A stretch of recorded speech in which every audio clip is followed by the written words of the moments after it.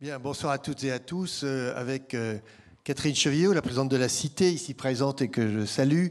Nous sommes ravis de vous accueillir ici pour cette première série, cette première conférence dans une série de débats, parce qu'il va y avoir du débat autour de ce métro du Grand Paris. Alors évidemment, vous avez eu la roue de coupe sur l'espace public, cette machine qui intrigue tout le monde, assez fantastique, on pourrait considérer même que c'est une œuvre d'art, elle aussi, quelque peu. Et puis, donc l'exposition qui a été ouverte il y a une dizaine de jours a quand même un grand succès, on peut le dire, on s'en réjouit.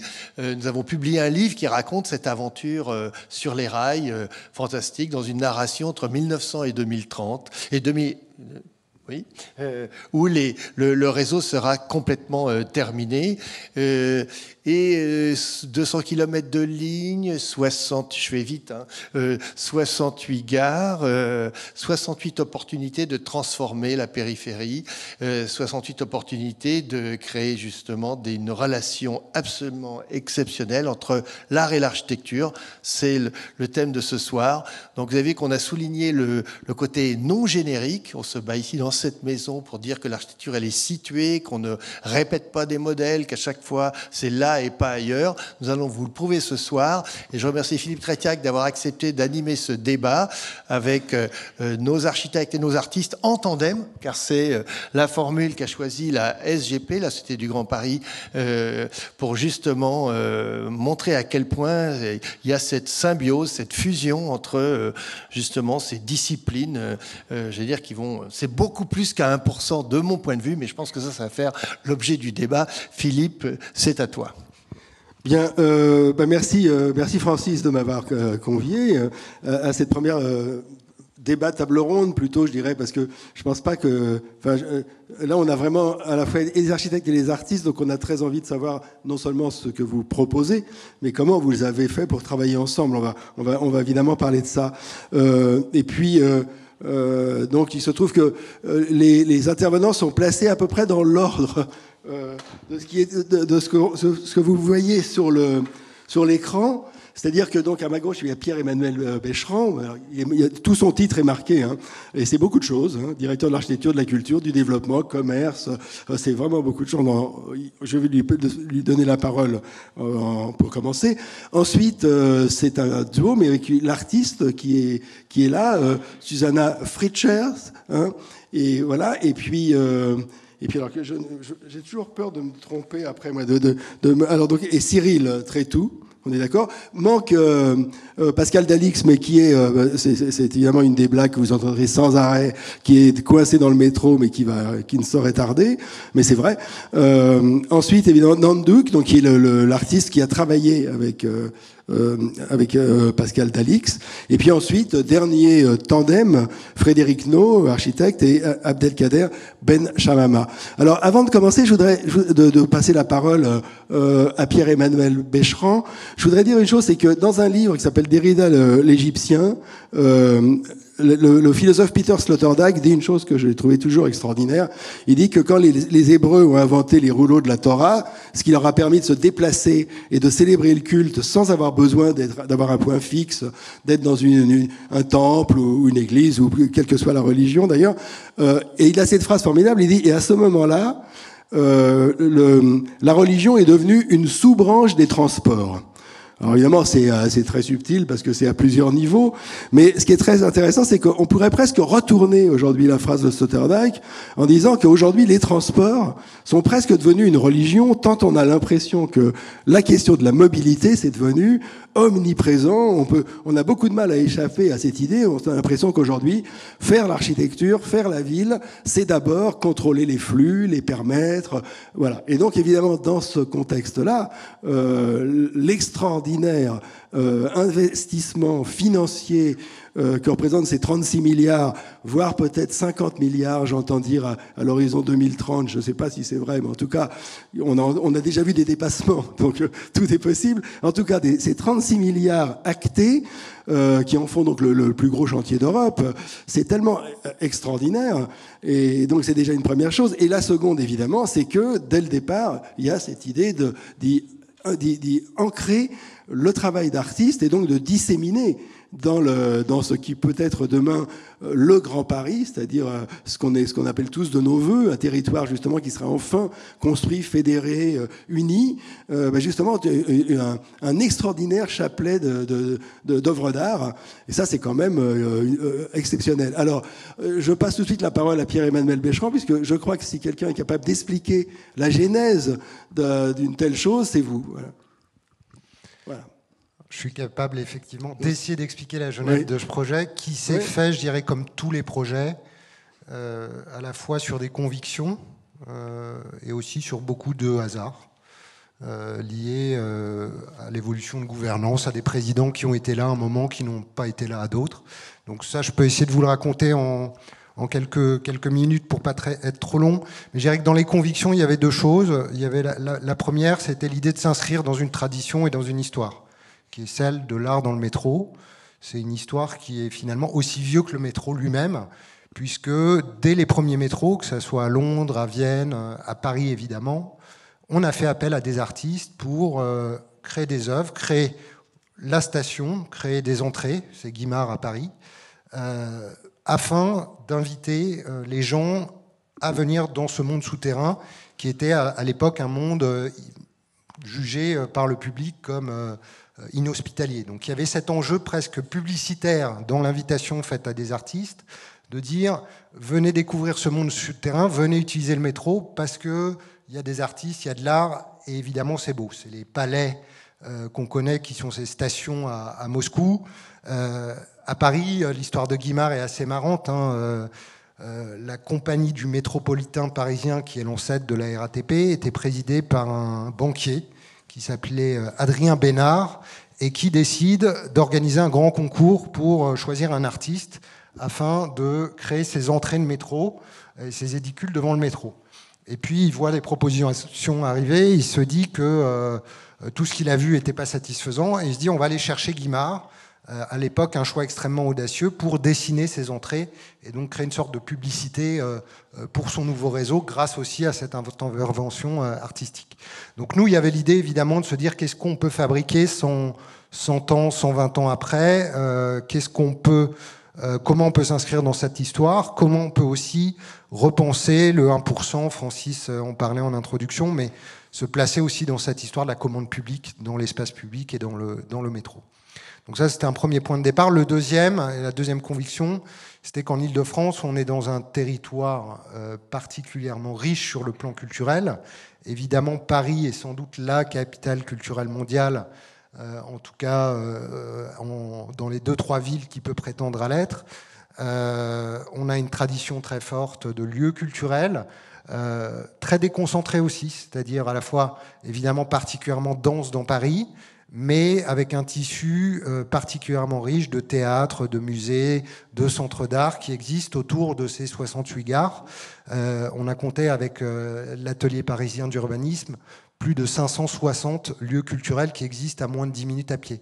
Et là aussi, je pense que c'est vraiment une spécificité de la France et de Paris et du Grand Paris. Je pense qu'il n'y a aucune ville au monde qui a un tissu culturel aussi riche dès lors que vous sortez de la ville-centre. Vous allez à New York, vous allez à Londres, vous allez en Asie, dans les capitales asiatiques. Dès que vous sortez du centre, il n'y a plus de culture, il n'y a plus de lieu culturel. Donc, il y avait cette idée de se dire il faut être à la hauteur aussi de cet héritage et de ce maillage territorial incroyable d'un point de vue culturel pour faire que ces gares soient pas uniquement des objets fonctionnels, utilitaristes, mais aussi des objets qui portent une forme de symbolique de ce projet, du renouveau autour de ces quartiers de gare et donc du territoire. D'où cette idée d'inviter des artistes qui nous a amené évidemment à nous questionner sur comment le faire, selon quelle méthode, selon quel process et selon quelle modalité d'association avec les architectes. Oui, parce qu'il y a quand même... D'abord, je rebondis sur une chose que vous avez dite, c'est que ce qui est très intéressant dans l'exposition Métro, c'est que justement, elle rappelle que... au départ, pour les habitants parisiens, et peut-être ailleurs d'ailleurs, descendre dans les sous-sols, c'était quelque chose de très effrayant. On a absolument complètement oublié qu'on avait peur de descendre dans le métro. Et enfin, en tout cas, de descendre sous terre. Et maintenant, avec tous les travaux qu'on connaît de Groundscape, de Perrault et toutes ces choses, c'est devenu tellement une évidence. Mais donc, c'est assez étonnant. L'autre chose, il faut souligner, évidemment, c'était cette idée qu'il y aurait une diversité, non seulement d'artistes, mais aussi une diversité d'architecture. C'est pour ça que le terme non générique est mis dans le titre même. Mais c'est vraiment... parce que c'est pas, par exemple, ce qu'on voit à Vienne, quand on demande à Otto Wagner de faire, ou même Guimard, à l'époque, il y avait cette idée quand même d'une unité. Alors ça, c'est un débat qu'on a eu assez tôt à la création de la Société du Grand Paris. Parce qu'encore une fois, il y avait une loi qui fixait les enjeux du réseau, le principe du tracé.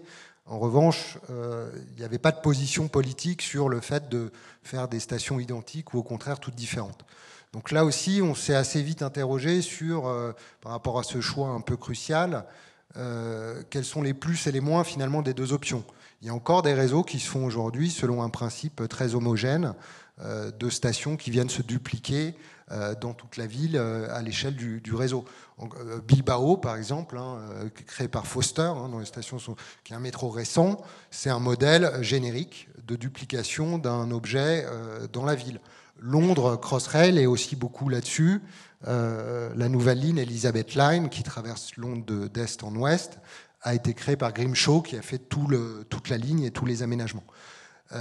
Nous, on était convaincus d'une chose, c'est qu'on traverse des territoires particulièrement différents, avec des identités multiples, avec des histoires sociales, politiques très différentes, avec des contextes urbains évidemment aussi très différents. On est dans des zones plus ou moins denses. Quand on est sur la ligne 15 Sud à Bagneux, à Châtillon-Montrouge, on est vraiment dans des centres-villes. Quand vous êtes sur le plateau de Saclay ou dans les aéroports, évidemment, on n'est plus du tout dans ces contextes urbains.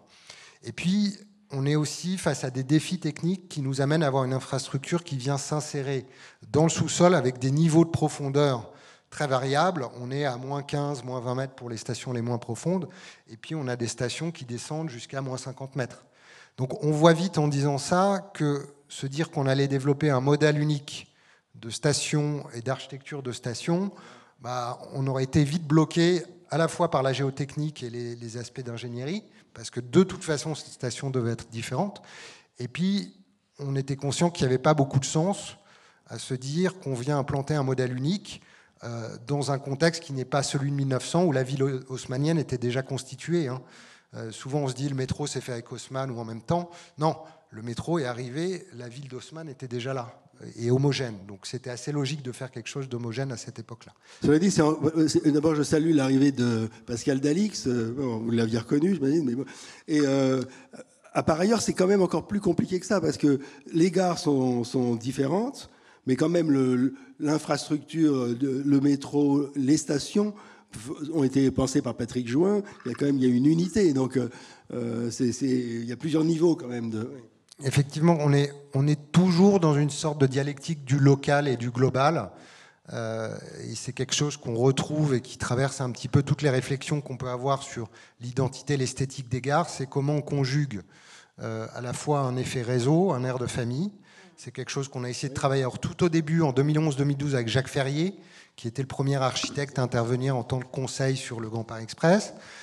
Question évidemment qu'on s'est posée avec Patrick Jouin et Rudy Bord sur la signalétique, les mobiliers, les équipements. Assez vite, on s'est dit que tout ça devait être homogène. On ne pouvait évidemment pas avoir une signalétique variable d'une gare à une autre.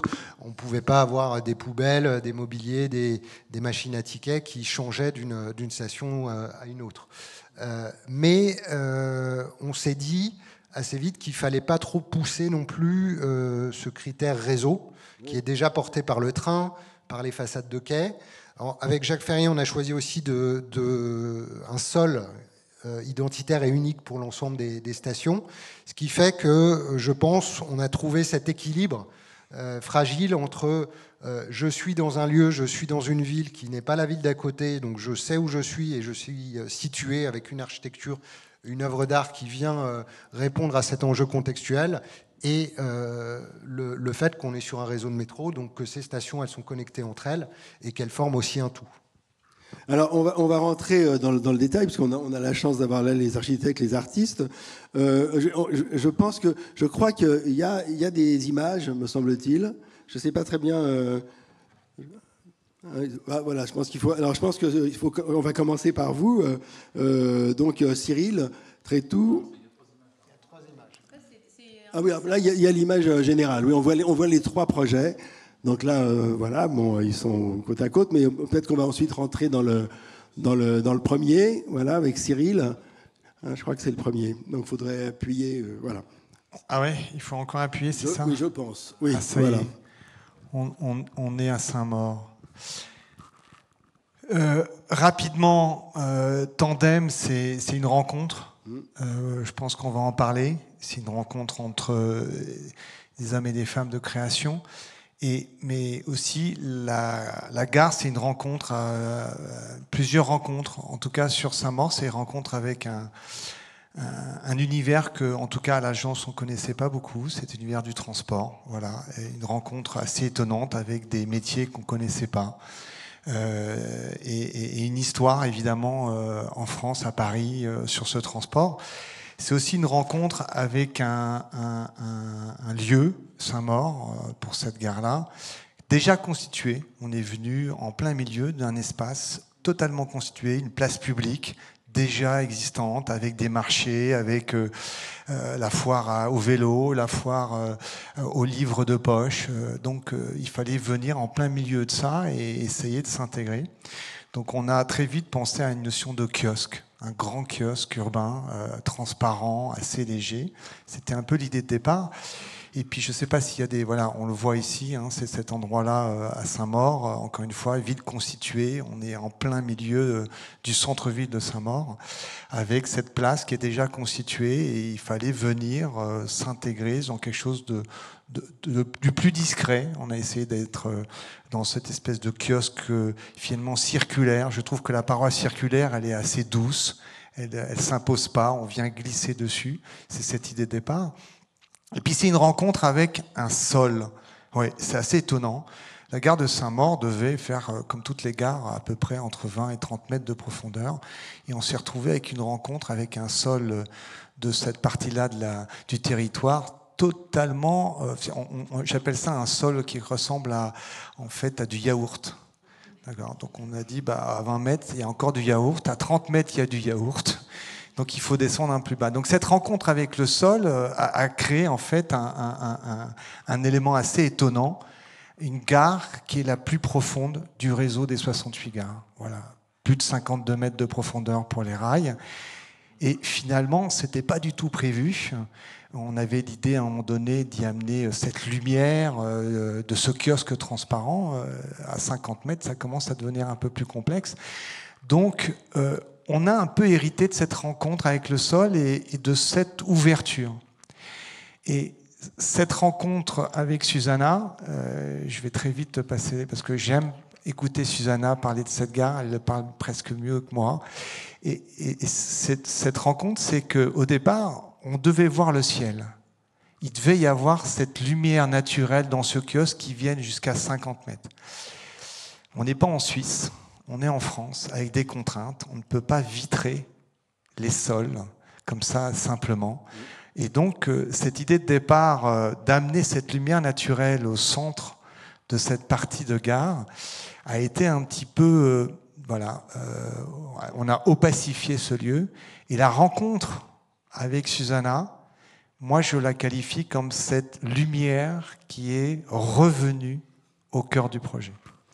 Alors, on va passer la parole à Susanna, bien sûr, mais d'abord, je voudrais dire une chose, parce que Marc Barani m'a expliqué une chose étonnante, c'est qu'il m'a expliqué que dans les tandems, il y a un autre tandem qu'on ne voit pas, c'est justement celui entre l'architecte et les ingénieurs d'infrastructure qui, alors m'a-t-il expliqué, c'est une drôle de chose, parce que les architectes, en gros, ils savent à peu près combien ils doivent être payés, mais paraît-il que les ingénieurs d'infrastructure, pas du tout, parce qu'ils ne savent pas ce qu'ils vont trouver. Donc en fait, ils adaptent leurs honoraires à ce qu'ils trouvent. Donc s'ils trouvent du yaourt, j'imagine que c'est pas comme s'ils avaient trouvé du sable ou du ciment. Voilà. Et c'est quand même étonnant, mais ça a été une bonne nouvelle pour vous d'avoir l'idée qu'il faudrait descendre plus profond ou pas du tout, ou c'était comment ça s'est passé? Économiquement, c'est pas une bonne nouvelle pour cette gare. Ça coûte un peu plus cher. Pour nous, concepteurs, c'est une donnée d'entrée assez magique. On disait tout à l'heure avec Frédéric, on parlait en fait de cette question, les objets un peu de grande dimension, de grande hauteur, c'était les objets industriels en début du siècle, c'était pour fabriquer ces cordages, pour fabriquer des ensembles incroyables. Il y a aussi évidemment tout ce qui est lié au culte, qui nous a fabriqué des ouvrages magnifiques. Aujourd'hui, ce sont les objets du transport, les aéroports, les gares du TGV. C'est ça aujourd'hui qui nous donne des échelles incroyables qu'on ne peut plus construire. Il y a les stades aussi encore et quelques parcs expo, comme on dit. Mais j'allais dire, ce qui est incroyable à travers cette gare, c'est d'avoir pu, par hasard, pouvoir avoir cette dimension à l'intérieur de la gare. Mais toutes les autres gares ont cette dimension et on le verra aujourd'hui. Donc cette rencontre avec ce sol, cette contrainte du sol, oui, dans le tandem avec les ingénieurs, ça a été un vrai sujet parce que, si vous voulez, il n'y a absolument rien qui traverse cet espace-là. C'est plus facile d'aller mettre des gros éléments pour retenir la terre qui porte et qui pousse à 50 mètres de profondeur. Donc c'est un travail en profondeur. Et donc vous décidez de travailler. Alors comment se fait la rencontre avec Susanna? Qui décide de travailler avec qui? Comment ça se passe? Je vais passer la parole à Susanna parce que je trouve qu'elle le raconte bien mieux que moi, cette rencontre, ce tandem. On n'oublie pas que c'est aussi toute l'équipe autour de José Manuel Gonçalves qui a, et ça je pense c'est important de dire, comment la genèse s'est faite. Ouais, peut-être juste en termes de méthode, là aussi on avait plein d'options. On pouvait dire l'architecte choisit son artiste, voilà, puis on l'adopte. On pouvait dire on fait des concours pour choisir l'artiste au même titre qu'on en a fait pour choisir l'architecte. Assez vite, avec l'idée du tandem, s'est imposé l'idée qu'il fallait faire un choix sur mesure. Et pour faire un choix sur mesure, il fallait le faire en partant de l'architecture et non pas d'une image qu'aurait plaqué un artiste candidatant à un appel d'offres. Et donc, on s'est dit assez vite, il faut qu'on se fasse aussi entourer d'experts, côté SGP, d'experts du monde de l'art, et qu'on mette en place une direction artistique donc, qui est portée par aujourd'hui José Manuel Gonçalves, le directeur du 104, avec des commissaires associés, et qui nous aide à choisir, en dialogue évidemment avec chacun des architectes, les artistes. Donc ça se fait de manière très pragmatique, que, par exemple, sur la base d'une discussion. Vous avez proposé à Cyril des noms, comment ça s'est passé? La direction artistique a proposé à Cyril, effectivement, peut-être un ou deux noms, je ne sais pas. D'accord. Non, mais l'histoire est assez marrante parce que je ne sais pas du tout si elle a été vécue de la même façon. On commence par une rencontre et cette rencontre, c'est une rencontre autour du projet avec un premier artiste. Cet artiste étant très occupé décline finalement cette idée. Je le dis, c'est pas évident pour nous. On se dit tiens, on a peut-être dit des choses qui ne lui plaisaient pas ou peut-être que le projet ne lui plaît pas. Et une seconde rencontre, on a pris un peu de temps avec José Manuel, une seconde rencontre avec une artiste très, très passionnante qui a travaillé graphique sur des sujets de couleur. Elle a trouvé cet espace tellement grand qu'elle a eu pas mal d'hésitation à se lancer. Et puis José Manuel s'est dit, bon là il va falloir trouver quand même, on ne va pas passer devant. Et je me suis dit, moi aussi j'ai eu beaucoup de doutes. Et on a eu cette rencontre avec Suzanne et je lui passe la parole parce que c'est une rencontre qu'elle aime raconter. Parce que c'est quand même... Moi, je suis arrivé avec un travail qui était déjà très abouti puisque je fallait continuer à travailler sur ce sujet. Je ne sais pas si je raconte bien l'histoire, mais juste pour redire dans une phrase ce qui a déjà été dit, moi quand j'ai eu connaissance de ce projet, de ce Grand Paris, grâce à, dans un premier temps, vraiment par José Manuel Gonçalves, qui est venu à mon atelier, cette particularité que vous avez gérée, cette multiplicité d'écritures d'architectes, par exemple, pour moi, était déjà un premier parti pris que j'ai trouvé très fort et qui a certainement déjà aussi fait que l'envie de s'inscrire dans ce projet était là. C'est cette particularité-là dans les quartiers différents, avec des agences françaises importantes, mais aussi étrangères, moi, m'a vraiment surpris. Bêtement aussi, au niveau économique, je trouvais que c'était déjà un premier geste très fort. Après, quand José Manuel González est venu à mon atelier, donc moi je sortais d'une exposition au musée d'art de Nantes où j'avais expérimenté la toute première fois, merci, donc une grande auteure avec ce travail filaire de grande dimension, fil qui captait la lumière. Et ce qui est important de toute façon dans mon travail, est cette relation à l'espace. C'est-à-dire que l'espace, je sollicite, même dans le cadre de l'exposition dans un musée, je sollicite l'architecture. Et du coup, évidemment, pour moi, qu'on me sollicite pour une architecture en dehors de l'espace du musée, m'intéresse. Alors peut-être mes collègues en parleront aussi, parce que c'est un drôle de défi, hein, c'est un sacré défi. Je ne sais pas pour vous, moi ça m'aurait beaucoup intéressé de vous entendre, si vous voulez bien, à se dire, mais c'est compliqué de sortir de l'espace du musée, on n'a pas la même protection, on n'a pas la même liberté, il y a des règles de sécurité, mais ce ne sont pas les mêmes, les matériaux...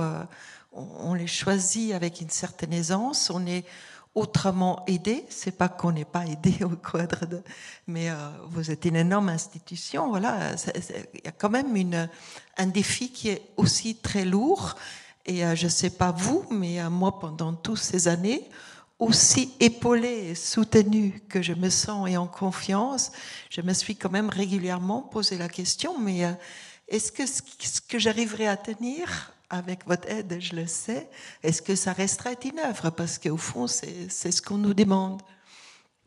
Donc, quand je suis arrivée dans l'agence de Cyril Trétou, effectivement, j'avais très envie, mais voilà, le projet, quand même aussi, est un peu inquiétant quand on entre et quand on met ses pieds dans ce type de projet.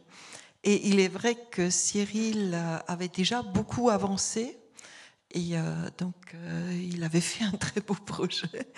Et pour moi, c'était compliqué parce qu'en fait, je pars un peu de la page blanche, je rentre, j'intègre l'espace à l'intérieur de mon travail.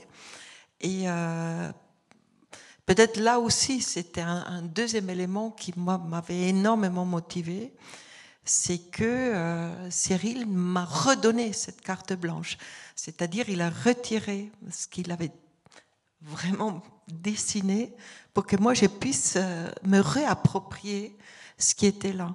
Et du coup, alors il y a des choses qui sont revenues, que Cécile avait prévues, un peu autrement, mais il y a quand même des partis pris dans tous ces échanges qui sont rentrés dans mon propre travail, qui parfois y étaient déjà, mais qui étaient aussi dans le tien.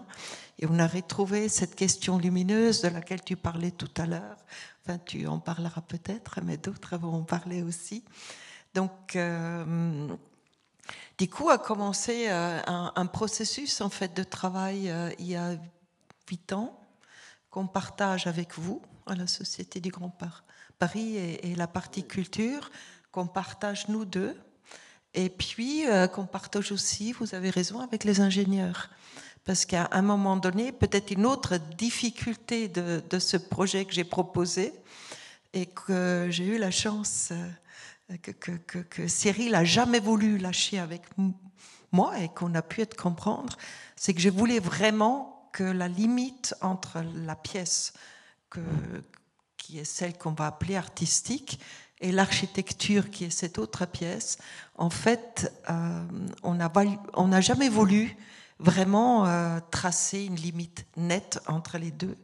Ce qui fait à l'intérieur de ce projet-là, et c'est l'image que tu as posée, une partie de ma pièce passe dans le garde-corps, assure aussi la sécurité des passagers.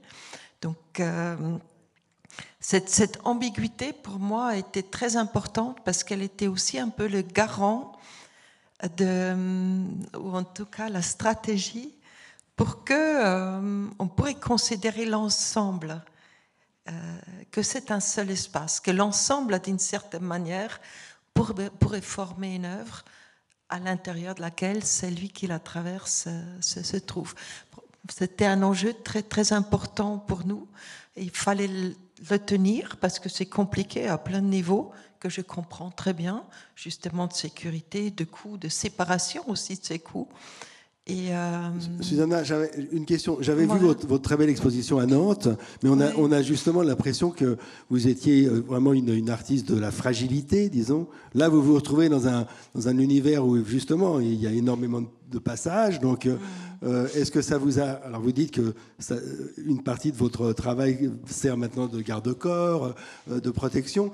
Mais vous aviez déjà travaillé dans des espaces publics qui ne soient pas des musées, je veux dire, qui soient... oui, j'ai pas fait beaucoup de projets, mais j'ai fait des gros projets.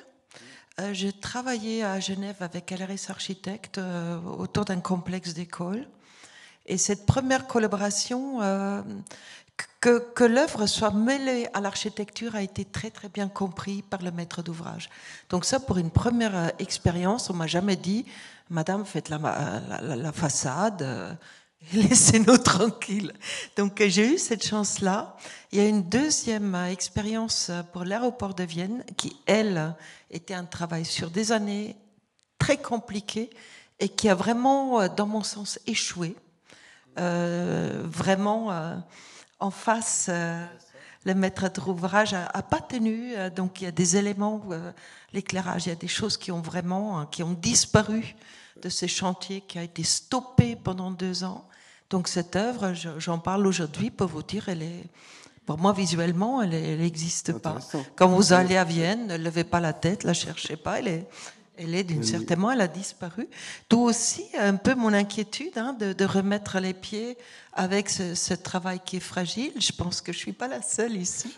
J'en parle donc trop, ça va être bientôt à vous. Si vous voulez, on reviendra sur votre travail, mais on va passer la parole à l'équipe suivante, avec Pascal Dalix et Nanduc. Je pense que là, les images vont... Voilà. Je vais vous laisser expliquer le projet et puis... C'est la gare de la Courneuve. Alors, elle ne descend pas à 60 mètres de profondeur. Elle fait que 23. C'est une cabane. La Courneuve, c'est un territoire qui est assez particulier, qui a une histoire industrielle, post-industrielle, la cité des 4000...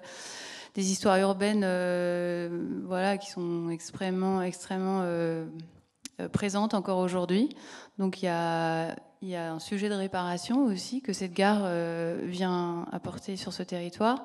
Et en plus, elle se situe sur le carrefour des 6 routes, qui est vraiment... Alors, je ne sais pas ce qui reste comme image. Ouais. Le carrefour des 6 routes, qui est vraiment un carrefour, pour le coup, extrêmement très urbain, avec très peu d'aménités. Un carrefour comme on les faisait dans les années 70, voitures, camions et motos. Donc il y a vraiment tout un travail urbain que la gare cherche à reconnecter, et avec l'idée qui nous est apparue en cours de route au moment du concours, c'est que cette gare, en fait, elle est située à 200 mètres du parc Georges Valbon, qui est le plus grand espace vert après les Deux Bois d'Île-de-France. Quand même assez fou, et qui est finalement assez peu fréquenté par les franciliens, assez peu connu des Parisiens. Tout le monde se retrouve au parc du Luxembourg, au jardin du Luxembourg, mais c'est vrai que c'est des parcs qui offrent des grandes surfaces qui sont assez peu visitées. Et donc on s'est dit, il faut aider ce parc, et il faut raccorder les franciliens et ce parc, et cette gare va devenir la gare du parc. Je ne sais pas comment je reviens en arrière. Ouais, voilà. Et donc l'idée a été très vite que dans l'apparence de cette gare, il y ait la question du végétal, que cette gare fasse penser à ce parc et à ce manque de nature aussi dans cette ville qui est cruellement minéralisée depuis une centaine d'années. Et donc on a travaillé sur 2 sujets. La gare, c'est 3 thèmes en fait. C'est le thème de la végétalisation à travers donc Alors, c'est un peu dans l'ordre que je ne maîtrise pas trop, mais c'est bon, je regarde ce qu'il y a, hein, je découvre un peu. Bon, c'est pas grave. À travers le toit, on va profiter de l'infrastructure qu'on voit sur la coupe. Désolée, je vous fais une petite balade un peu accélérée. Je crois qu'il y avait une coupe là tout à l'heure. Ouais, voilà. On voit qu'au-dessus de la grande voûte, il y a une coupe avec une galerie technique qui fait 3 mètres de haut, qui est très très qui porte beaucoup déjà, qui porte déjà beaucoup. Et donc, on va profiter de cette occasion-là pour mettre 2 mètres de terre et donc créer une chaînée charmée sur le toit de 800 mètres carrés, qui va être visible depuis le carrefour de Sirout, depuis toutes les avenues qui sont autour et aussi depuis tous les logements qui sont périphériques. C'est un espace sanctuarisé. Le deuxième sujet, c'était cette façade qu'on aperçoit avec une double treille. On vient arracher l'enrobé au pied de la gare, on retrouve de la pleine terre et on fait grimper des grimpantes. Et donc là, on crée un petit système vertical et horizontal et vertical à la fois.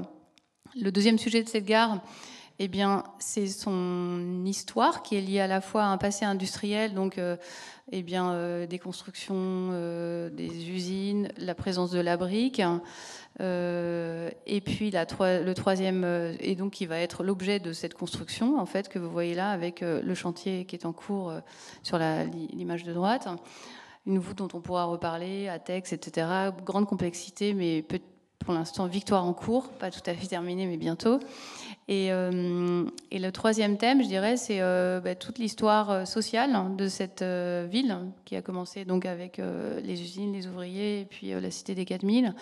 Et comment est-ce qu'on fait ressortir dans l'architecture de cette gare et dans la manière artistique que Duhan va présenter ces 3 thèmes. Donc le thème du végétal, peut-être que je vais te passer. Oui, mais juste une question. Ouais. J'ai entendu le mot ATEX, moi ça m'intéresse toujours parce que ça me rappelle toujours une définition que m'en avait donnée Rudy Ricciotti. Il m'a dit que l'ATEX, c'est le vaudou. Personne ne sait ce qui va se passer. Et alors c'est quoi une voûte en briques qui est particulièrement novatrice. Enfin, Alors, c'est une voûte qui fait 70 mètres de long et qui est complètement ouverte sur ses 2 extrémités avec la même portance. La même voûte qu'on voit sur le carrefour des 6 routes, c'est la voûte qui est au fond, c'est la même entrée en fait. Donc la gare est traversante. Ce qui n'est pas le cas de toutes les gares, je ne parle pas que de la SGP, mais faire en sorte que la gare occupe une place dans l'échiquier urbain, que ce soit un espace public qui soit traversable, généreux, qu'on peut emprunter sans forcément descendre chercher un quai de métro, dans lequel il y a des commerces dans les petites alcôves que vous voyez là, dont les pattes en briques vont redescendre jusqu'au sol. C'est pas tout à fait fini, mais donc la question de la voûte appelle la brique, et donc l'idée que ce matériau recouvre entièrement l'espace occupé par les voyageurs.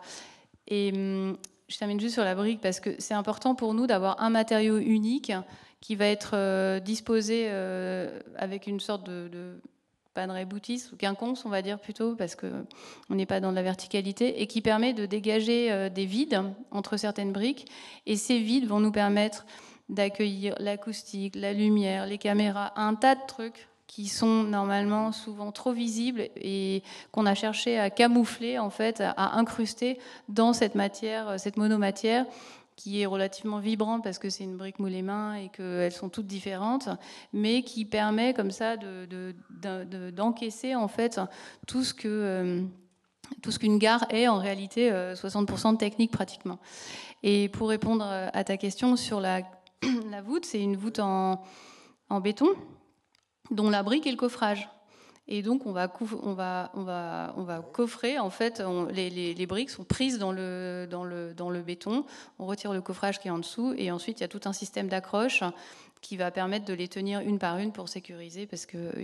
Et donc la texte portait sur cette mise en œuvre de la brique qui n'existe pas aujourd'hui et qui pâtit aussi du fait de sa forme de la voûte, qui n'est pas une voûte avec une clé de voûte comme on faisait et comme ce pourquoi sont utilisées les briques. Là, on a quand même d'autres contraintes qui sont dimensionnelles, mais on a quand même tenu à garder la question cette voûte qui fait partie, encore une fois, de cette histoire urbaine de la ville. Donc D'accord. voilà. D'ailleurs, je précise que dans l'exposition, à côté de votre maquette, il y a des exemplaires de ces briques, très belles d'ailleurs. Ouais, absolument. Ouais. Bon, on va passer la parole donc à Nandou, parce que voilà, donc on a compris qu'il y a plus que du végétal. Là, on est dans autre chose. Alors, est-ce que vous pouvez nous expliquer Oui, donc au départ du projet, quand j'ai rencontré Chartier et Alix, ils m'ont montré les plans. Pardon, vous vous êtes rencontrés comment aussi, vous? Alors, on s'est rencontrés exactement pareil, la même façon, même formule.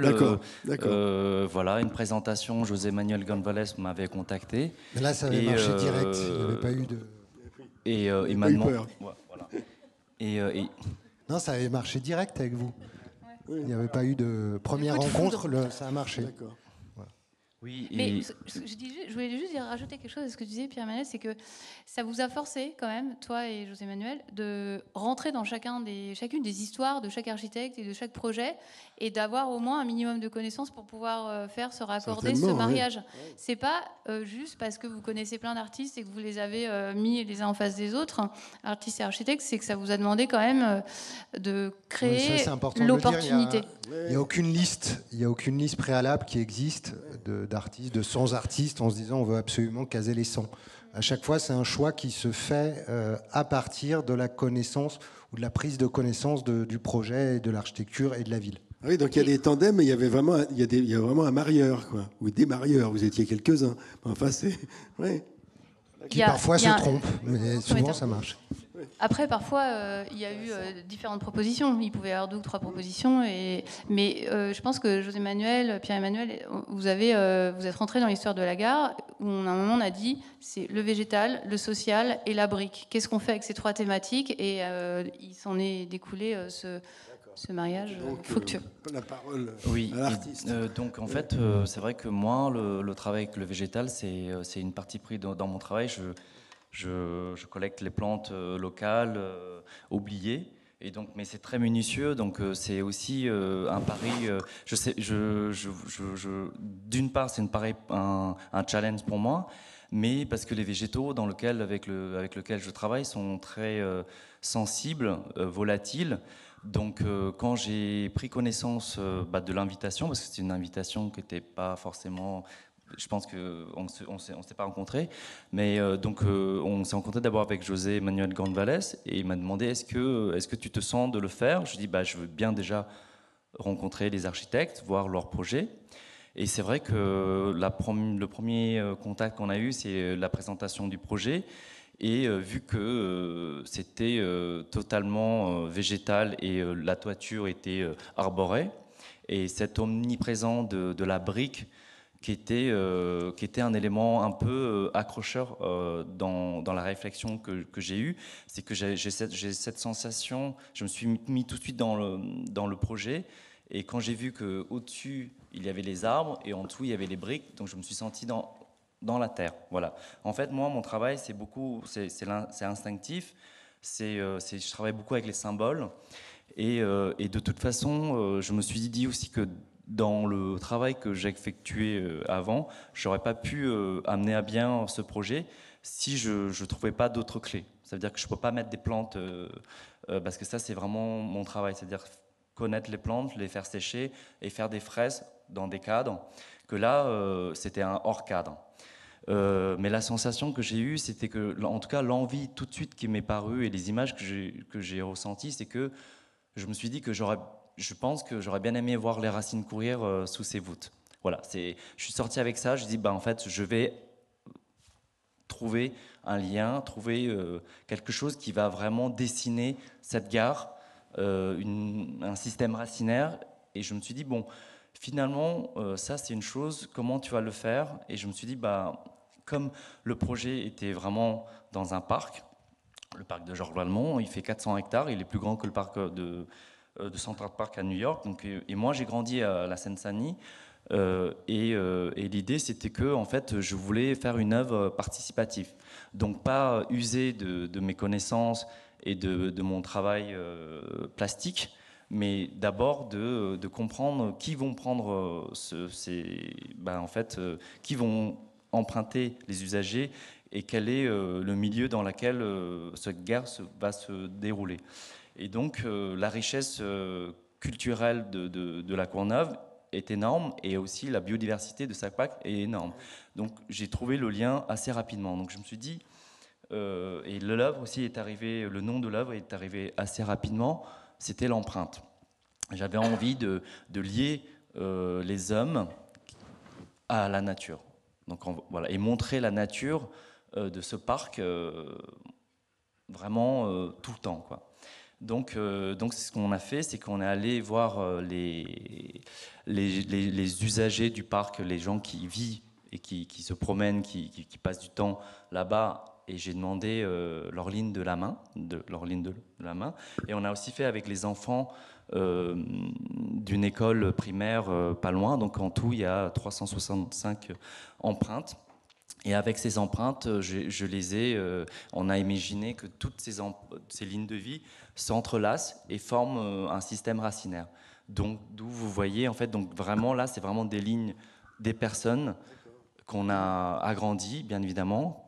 Et comment ça a été effectué, c'est on les a pris en photo, un portrait de leurs mains, et donc après, j'ai ressouligné pour pouvoir prendre leur empreinte. Donc, quand on a proposé cette œuvre, enfin en tout cas cette réalisation, en fait, Pascal a vu, et ils ont compris tout de suite le lien.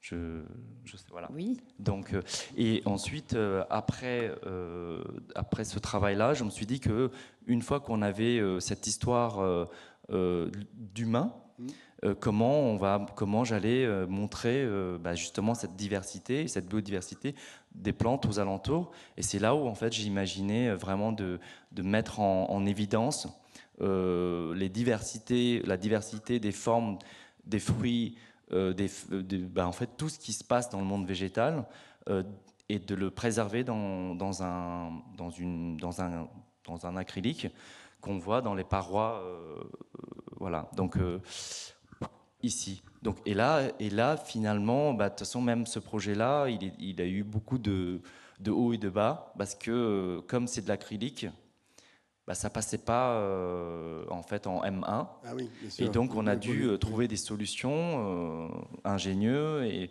pour pouvoir finalement arriver à bout. Et d'ailleurs on n'est pas encore en production, hein. On est encore en test. Une question que je vais vous poser, vous dites que dans la brique vous avez vu la terre. Oui. Qui était pour vous un matériau dans lequel auquel vous étiez proche, quoi. Si ça avait été du béton, par exemple, vous auriez pu y voir du sable aussi. Non, mais ça disons que c'est moins direct, quoi. Oui. Disons que en fait, le projet, il était servi sur un plateau. C'est-à-dire qu'il était tellement réfléchi, et en fait, en même temps, ça coulait de source finalement. Donc, c'est ce que j'ai ressenti. Après, ça aurait été du béton. Je pense que les plantes, si on regarde bien, oui, mais je veux dire, même dans les rues, on voit que la végétation reprenne ses droits. Aussi, donc, justement, moi, j'avais envie de créer du lien et faire une œuvre qui avait un sens, en fait. Et donc, ce système racinaire allait être là, quoi qu'il arrive. Donc, et Pascal Dali, je voudrais savoir, pas un seul instant, vous avez eu le sentiment que peut-être le projet de l'artiste allait phagocyter le vôtre, c'est-à-dire ou alors venir en contradiction, je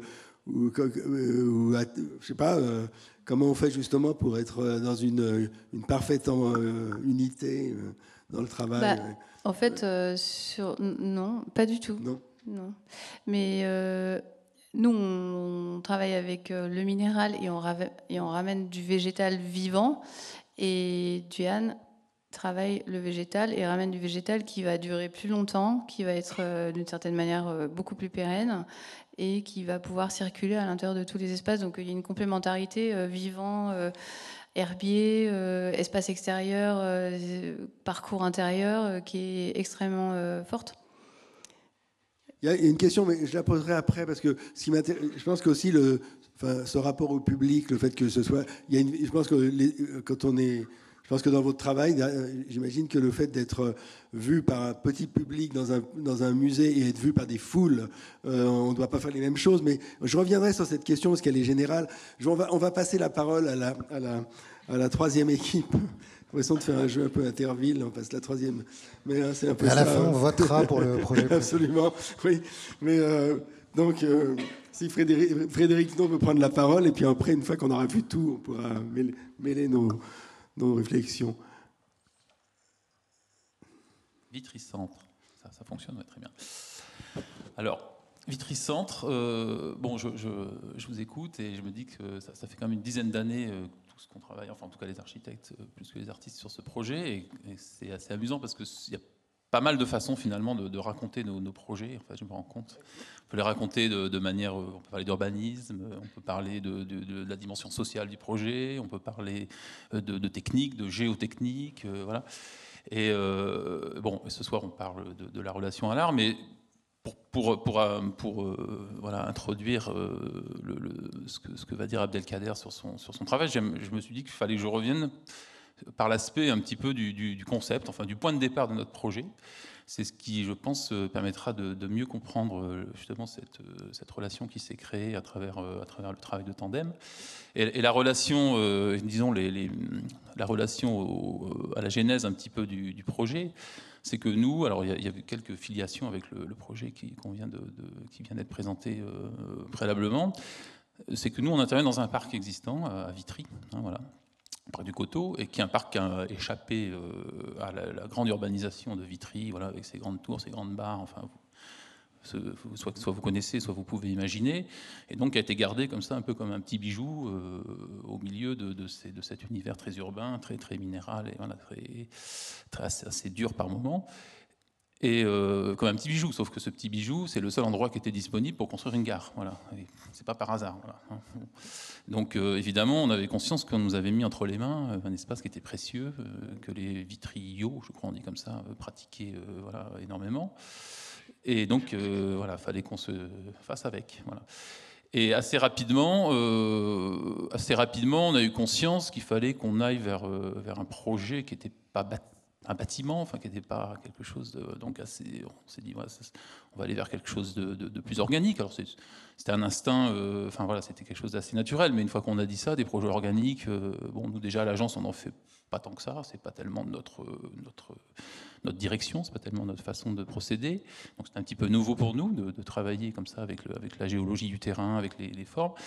Et puis en même temps, il fallait quand même être assez destructif dans un premier temps. Hein, voilà. Donc tout de suite, on s'est dit, bon, allons dans cette direction, chercher aussi des références, et qu'est-ce qui peut être intéressant dans l'organique, au-delà de la forme. Parce que alors j'ai cherché, comme toutes les agences ou tous les architectes, on cherche un petit peu des références. Donc je me suis souvenu, par exemple, de cet architecte que vous connaissez sans doute, s'appelle Emilio Ambaz, qui a travaillé beaucoup sur l'organique, mais non pas uniquement sur la forme organique, même si à la fin on a quand même une forme organique, mais sur vraiment cette espèce d'ambiguïté, de mélange entre la nature, et entre l'artificiel et le naturel, voilà, qui à un moment donné se mélange, se côtoie, s'interpénètre, et qui a à la fin créé une ambiguïté, enfin, que moi j'ai toujours trouvé assez fantastique dans ces projets, sur le fait qu'il y a un mélange des repères et on ne sait plus très bien où est l'intérieur, où est l'extérieur,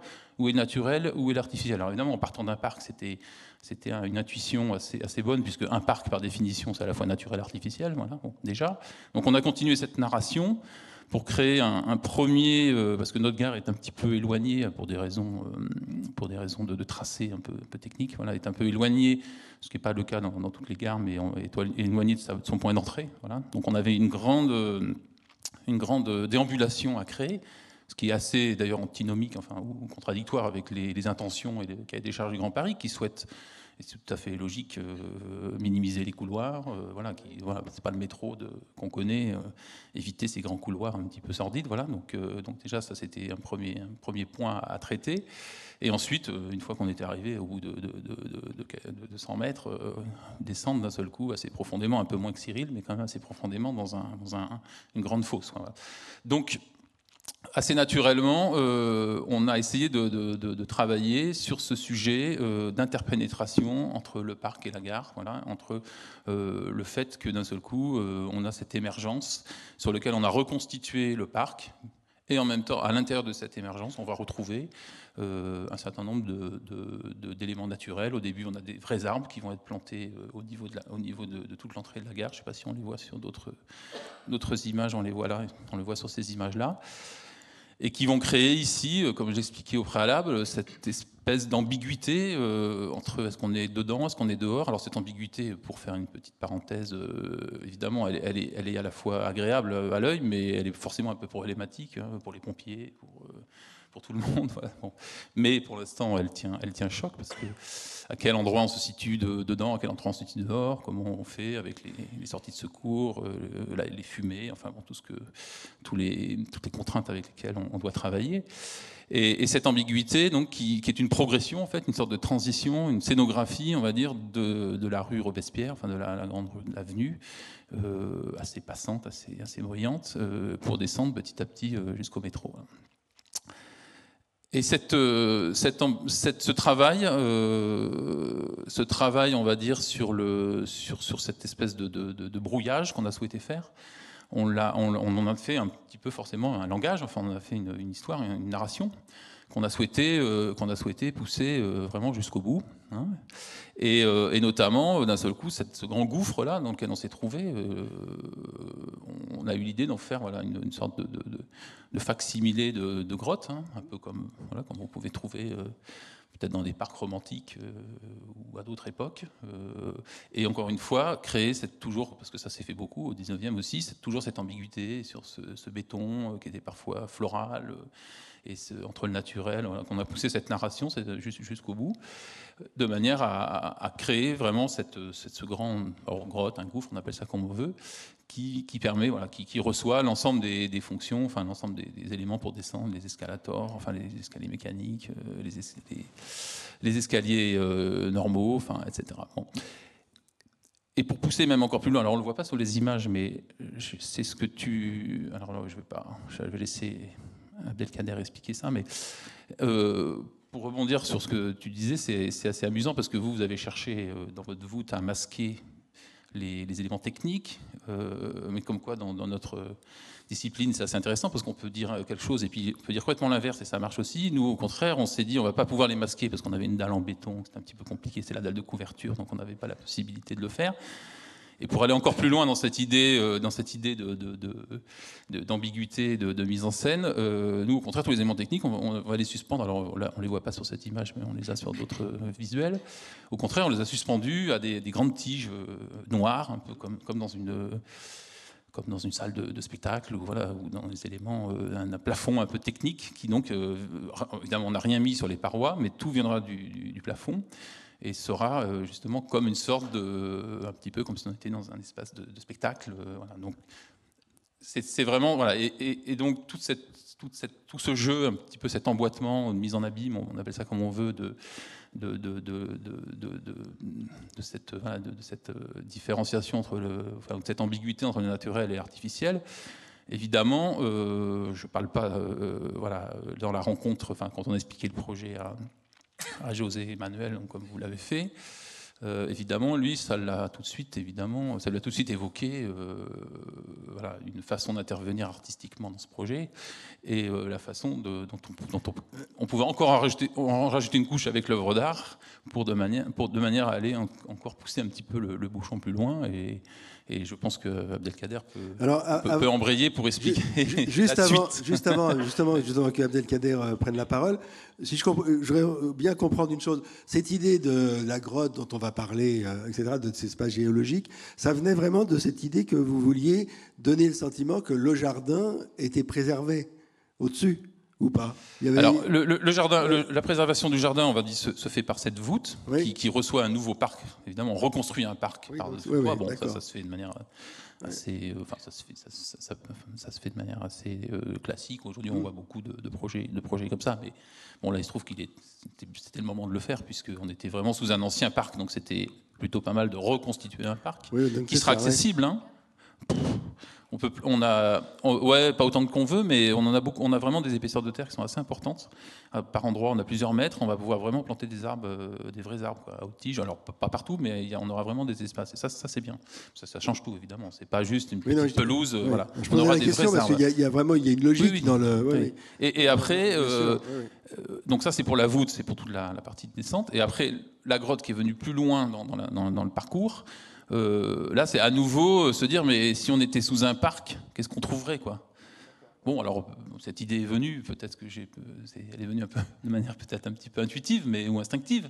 Mais on s'est dit, qu'est-ce qu'on peut trouver sous un parc si on devait descendre ? Alors on trouve de la roche, on trouve voilà. Alors, donc c'est vraiment cette idée-là qui. Voilà, okay. Pardon. Voilà. Merci. Comment tu fais ? T'appuies là pour avancer. Très bien. Tu vois des dessins qui. Et pour reculer ça. Donc, vous avez une question ? Non, mais expliquez-nous votre travail, parce que c'est évidemment ce qu'on voudrait comprendre. Moi, c'est José Manuel qui m'a invité. J'avais travaillé avec José Manuel pour une exposition au 104 qui s'appelait L'horizon des événements. C'est une exposition il y avait 3 salles, et dans une des salles, j'avais reconstitué une sorte de grotte un peu métaphorique qui était autant une grotte qu'une sorte de trou noir, qu'une sorte d'espace un peu spirituel, de mouvement, avec une notion comme ça de géologie, de transformation à l'œuvre, de matière toujours assez indéterminée. Et donc José Manuel m'avait contacté pour me parler de ce projet et pour m'inviter. Voilà, donc sur le coup, j'ai été bien sûr très excité et ravi, parce que je n'avais pas encore conscience de toutes les difficultés dont vous parliez qui nous attendaient. Mais en tout cas, ce qui était génial, c'est que c'était la même chose avec Pierre et Emmanuel, c'est-à-dire j'ai une sorte de liberté totale où eux, ils avaient envie que j'intervienne, que ce soit aussi dans ce tandem qui est une création directement in situ, sur les murs, que ça se fasse vraiment sur place, et donc c'est ce qui va se passer. Et je travaille, c'est une partie de mon travail, parce que j'ai un travail de dessin.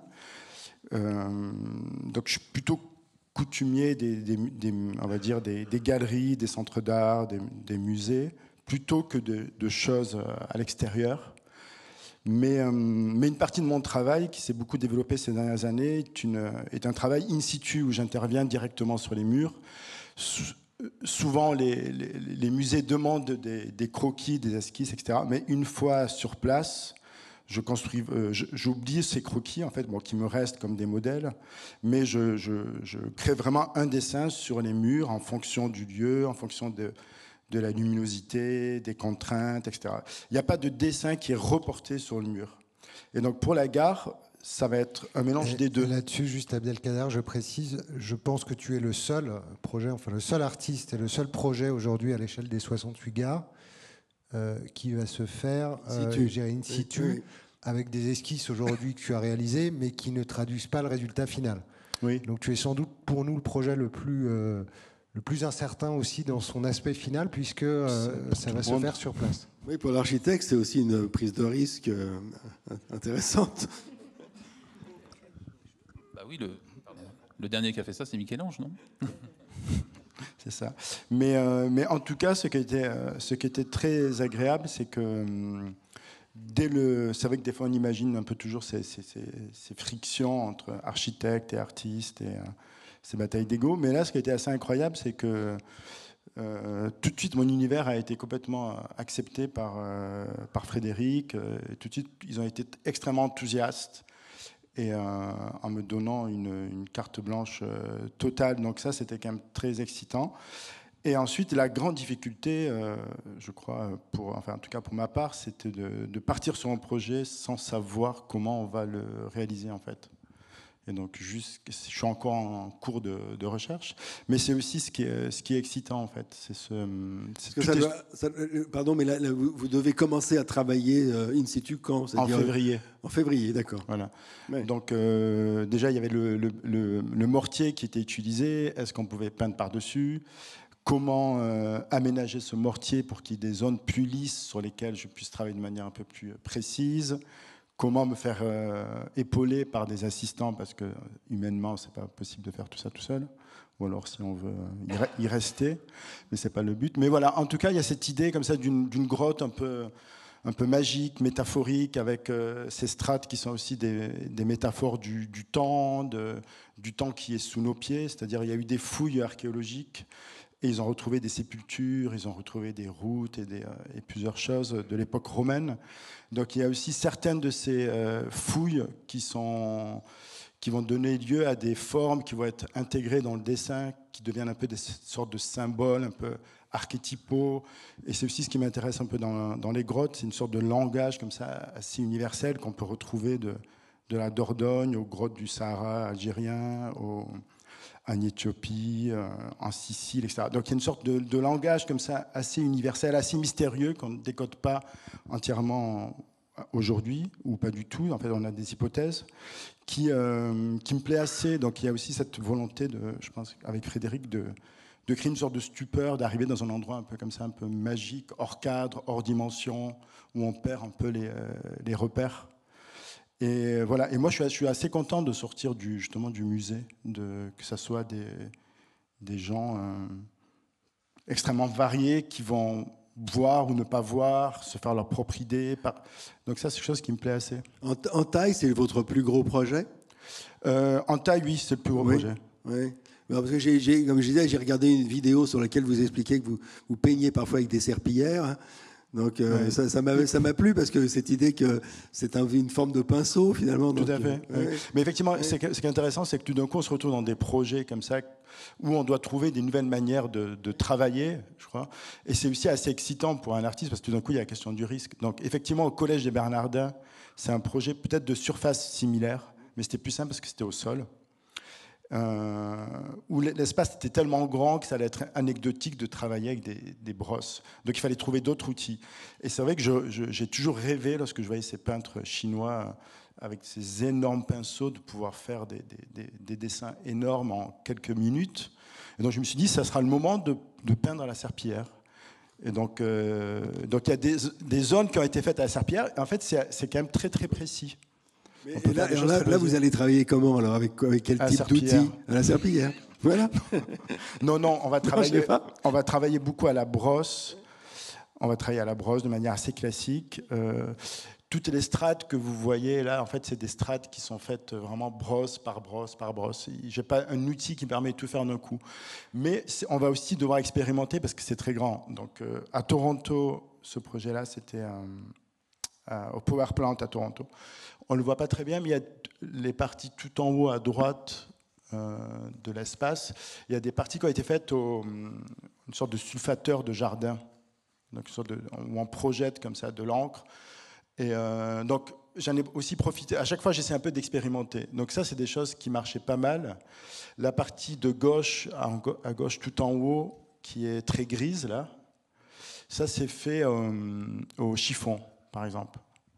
Donc ça, c'est aussi des outils que j'utilisais pas, et donc qui permettent tout d'un coup d'avoir des surfaces assez grandes et qui permettent que ça soit visible du sol en fait, parce qu'on va être à des endroits à 15 mètres de haut. Et pourquoi pas la serpillière aussi. Donc il y a une part qui est maîtrisée, comme dans chaque improvisation, c'est-à-dire on part de gammes qu'on connaît, qu'on réutilise, mais il y a aussi une part d'improvisation qui est toujours assez plaisante. Et là, j'imagine que c'est une œuvre que vous imaginez perceptible dans le mouvement, puisque là, tout à fait. Tout à fait. Il y a vraiment une question d'un flux, d'une sorte de flux temporel, un peu comme si on pouvait mettre en accéléré la construction l'apparition d'une montagne sur des millions d'années, comme si on pouvait faire passer ça en quelques minutes. Donc il y a cette question du flux, du mouvement, mais il y a aussi beaucoup de lenteur avec ce rapport à la géologie, à la pierre, au temps. Pierre-Emmanuel, il y a eu de nombreux échecs de mise en relation, de tandem. Il y en a eu. Alors, souvent, ils sont rapides. C'est-à-dire que on se rend compte assez vite, au bout de la première ou deuxième rencontre, qu'on ne va pas y arriver. Voilà, c'est comme dans tout mariage. Et, dans et, toute relation, et ça tient à quoi quand ça ne marche pas? C'est des affinités ou c'est parce qu'il y a certains artistes qui ont eu peur justement de la dimension ça peut être oui, une peur par rapport à la dimension du projet, ça peut être tout bêtement des questions d'agenda, ça peut être des questions d'affinité, des questions aussi d'inspiration qui viennent ou pas à un moment par rapport à un lieu. Donc il y a quelque chose quand même de très instinctif, de très sensible là-dedans. Et je pense que c'est aussi le défi de ce projet, c'est d'arriver à mettre ça dans une mécanique qui est celle d'une maîtrise d'ouvrage public d'État avec ses normes, ses contraintes, sa culture aussi, qui est une culture de la rationalité, une culture de l'ingénierie. Et c'est vraiment un travail qu'on essaye de faire et de porter depuis maintenant presque 10 ans, de dire comment on introduit aussi dans une mécanique comme ça cette dimension sensible, instinctive, où au bout d'un moment on peut abandonner parce qu'on sent que ça ne prend pas. Et ça, c'est pas évident quand on dit à des gens qui travaillent depuis des années sur la base d'organisation, de cahier des charges, de process, où il y a une culture du pas qui est fait en avant et jamais fait en arrière. Et à un moment, on s'est planté, on recommence. Et je pense que c'est absolument nécessaire dans ce champ-là. Et si on n'avait pas cette méthode, à la fin, ce que disait Susanna, si au bout d'un moment, ce que je fais à la fin n'est plus une œuvre, autant ne pas faire le projet, quoi. Alors, moi, je vais poser une question vous voulez prendre la parole? Non, mais au contraire. Non, je voulais rajouter que, en tout cas, c'était très intéressant d'écouter ce qui se disait sur les autres gares. C'est un sujet qui est délicat.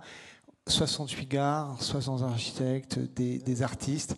Et c'est vrai que c'est une occasion exceptionnelle d'entendre finalement des aventures qu'on a vécues depuis 10 ans et comment elles se sont créées. Et moi, je suis vraiment passionné. Et je vois que finalement, chaque tandem, je trouve, c'est ma vision, et chaque tandem, chaque artiste qui est intervenu dans une gare a apporté, a multiplié, a renforcé finalement ce qu'on imaginait au départ, peut-être dans nos agences seules. Et c'est vraiment ces tandems révèlent finalement profondément ce qu'on a défendu, les concepts et autres. Et c'est ça qui est très intéressant. Là, on parle de cette idée de renforcer cette dynamique de la grotte et autres. Sur la gare avec Susanna, je l'ai dit au début, c'était un kiosque lumineux, c'était une lentille de Fresnel qui devait amener la lumière au cœur de ça. On m'a fermé vraiment le chapeau. On a gardé cette lentille de Fresnel, cette histoire d'amener la lumière le plus profondément. Et Susanna, avec son travail, moi, c'est ce que j'ai retenu de toutes ces années de travail. C'est pour ça qu'on a eu cette envie de continuer, de se battre contre des forces. Parce qu'on ne l'a pas dit, mais vous avez toutes les forces contre l'idée de mélanger l'art et l'architecture. La technicité, l'engineering, les sécurités incendie, les M1, on n'a pas arrêté de se battre depuis 4-5 ans pour qu'enfin ce couple, ce tandem art-architecture puisse exister. Et Susanna, quand elle arrive au bout, pour moi, c'est une révélation parce que tout d'un coup, on s'enfonce à 50 mètres et vous l'avez dit au départ, c'est pas naturel de s'enfoncer dans la terre. C'est pas naturel d'aller au fond. Quand on s'enfonce dans la terre, on va plutôt vers le sombre. Et grâce à l'œuvre, en tout cas, de Susanna, il y a cette idée de traverser ce nuage, cette œuvre, en même temps que de s'enfoncer, on a l'impression de s'élever. Et donc je trouve que j'ai entendu cette idée à chaque fois, en tout cas la contribution des artistes à multiplier finalement les idées de départ. Oui, de toute façon, c'est vrai que c'est d'autant plus... moi aussi, j'étais très sensible à cette réflexion qu'il y a plein de façons d'aborder l'architecture. C'est ça qui est justement passionnant. Et c'est vrai que là, on a 68 histoires. Quand j'entends Pascal Dalix, quand vous faites référence à la brique, à cette idée de la mémoire ouvrière de la Courneuve, tout ça, c'est vrai qu'il y a plein de façons. C'est vraiment passionnant. Mais cette idée que tout le monde, il y a tellement d'éléments qui viennent pour essayer de contrer le projet. Ça me rappelle une réflexion que j'avais eue avec Francis Soler, à qui je disais que pour moi, un architecte qui réussissait à faire son travail, il fallait qu'il soit paranoïaque. Et il m'avait dit, oui, il faut qu'il soit paranoïaque et il faut qu'il dorme peu. J'ai dit pourquoi? Il me dit parce que pendant que l'architecte dort, les ingénieurs, eux, ils sont réveillés et ils trouvent des trucs pour le baiser. Je dis franchement, mais c'était la formule. Mais c'était quand même très drôle. Donc, mais là, justement, Pascal Dalix, il y a une question que le public, quand il va traverser une gare, il voit l'architecture, probablement, souvent il ne s'en rend pas compte parce que les gens ont peu de culture architecturale. En revanche, ils vont voir l'œuvre. Donc il y a une espèce de prise de pouvoir de l'œuvre aussi. Est-ce que parfois ça vous est apparu, mais la question est générale, comme quelque chose qui pourrait être dangereux pour l'architecte, disons qu'il met. Mais c'est drôle que vous me posiez. Oui. Ça fait 2 fois que vous me posez cette question, et j'ai pas du tout. Alors tant peut-être mieux, manque un peu d'ego, je sais pas, ou des trucs un peu comme ça. Ouais, mais je l'ai pas vu du tout comme ça. Et en plus,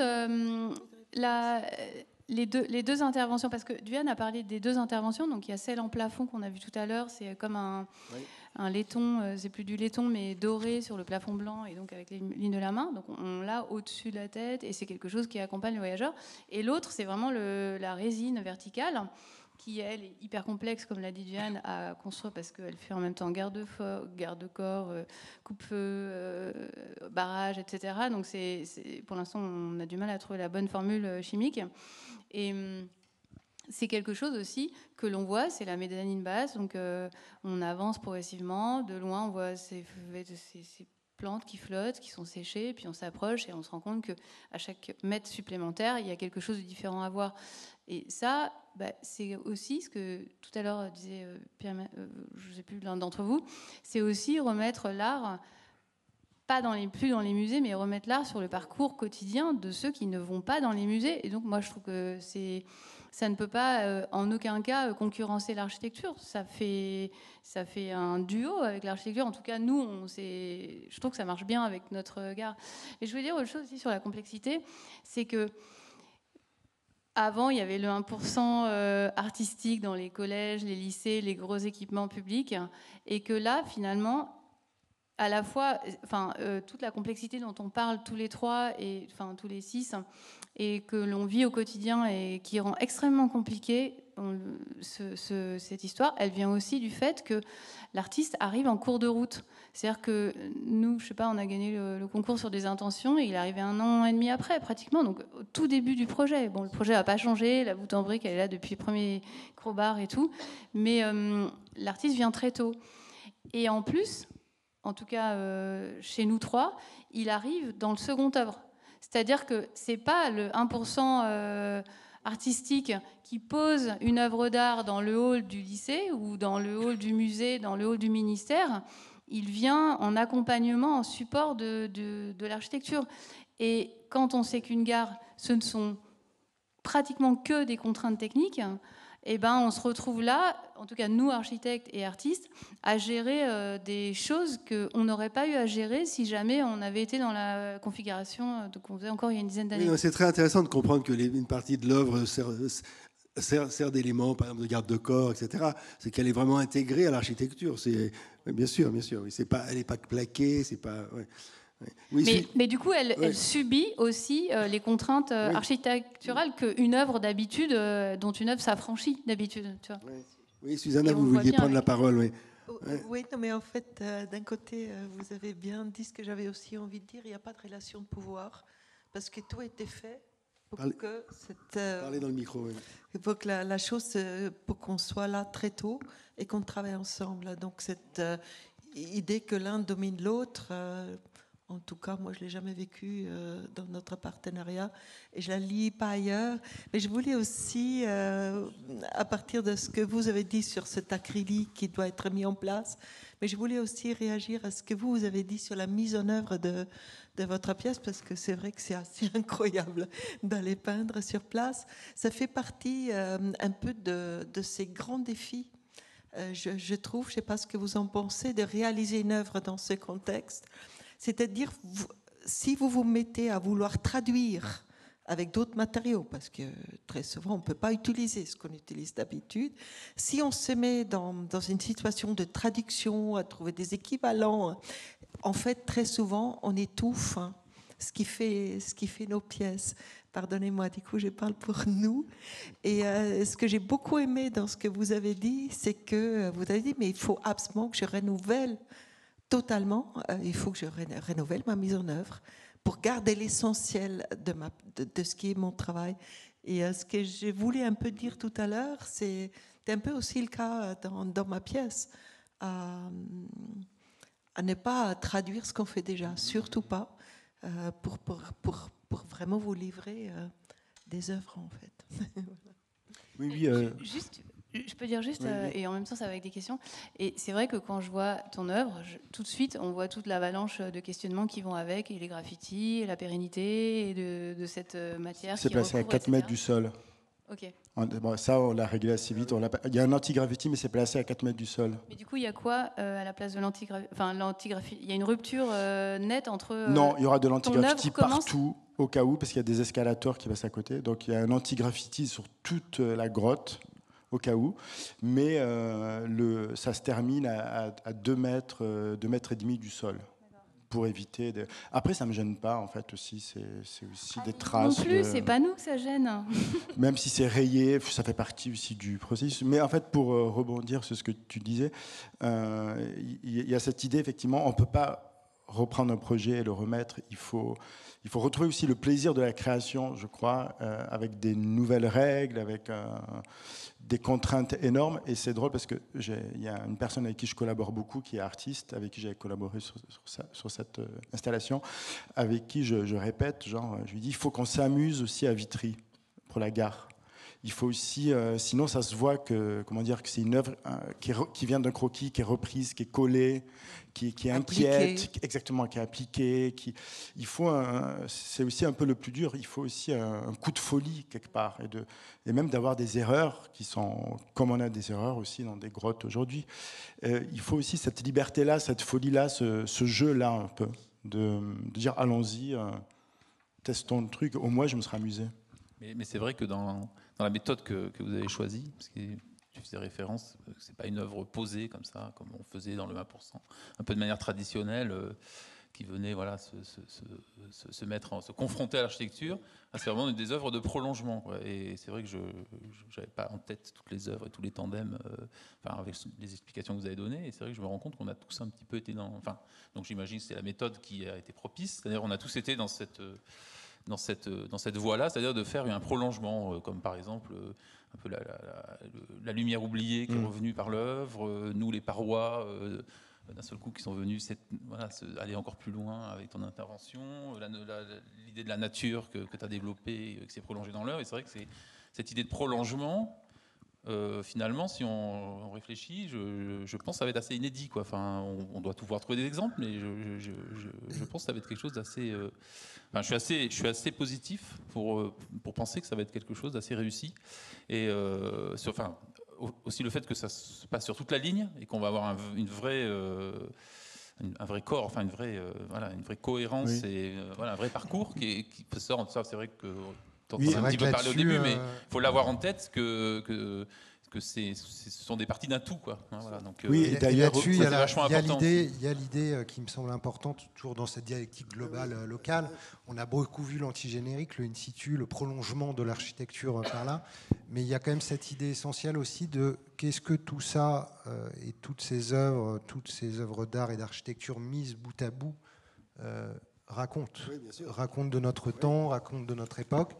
Et c'est pour ça que j'aime bien aussi ce terme de collection, finalement, de se dire on est en train de fabriquer une collection. Et cette collection, elle doit trouver des équilibres, elle doit trouver une certaine diversité.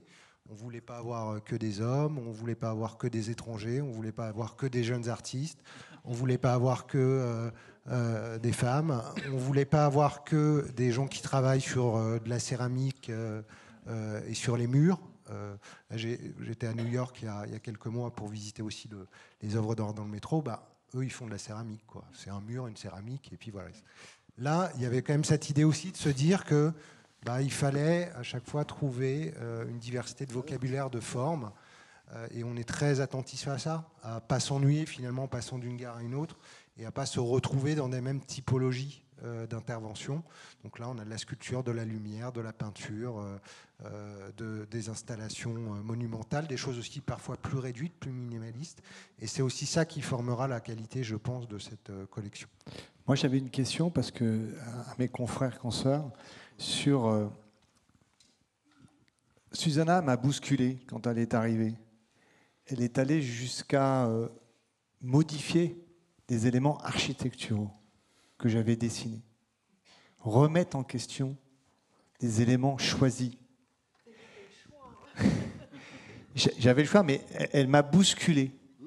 On a reconsidéré une partie de l'architecture de ce lieu central dans la gare. Est-ce que chez vous, cette intervention de ce tandem, est-ce que ça a aussi bousculé? Est-ce que vous avez été jusqu'à modifier les éléments déjà dessinés, sur lesquels il faut revenir avec les ingénieurs, revenir avec la SGP en disant ce qu'on vous a dessiné, il va falloir le modifier parce qu'en fait l'artiste, on a eu une bonne idée ensemble. Est-ce qu'il y a eu ça aussi chez vous? Moi, c'est une chose particulière.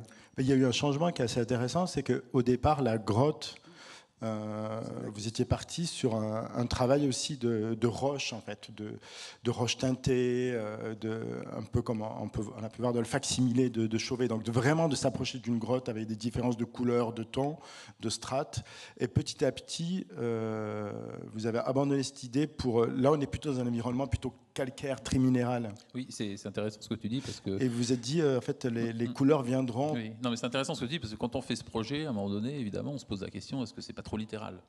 Voilà.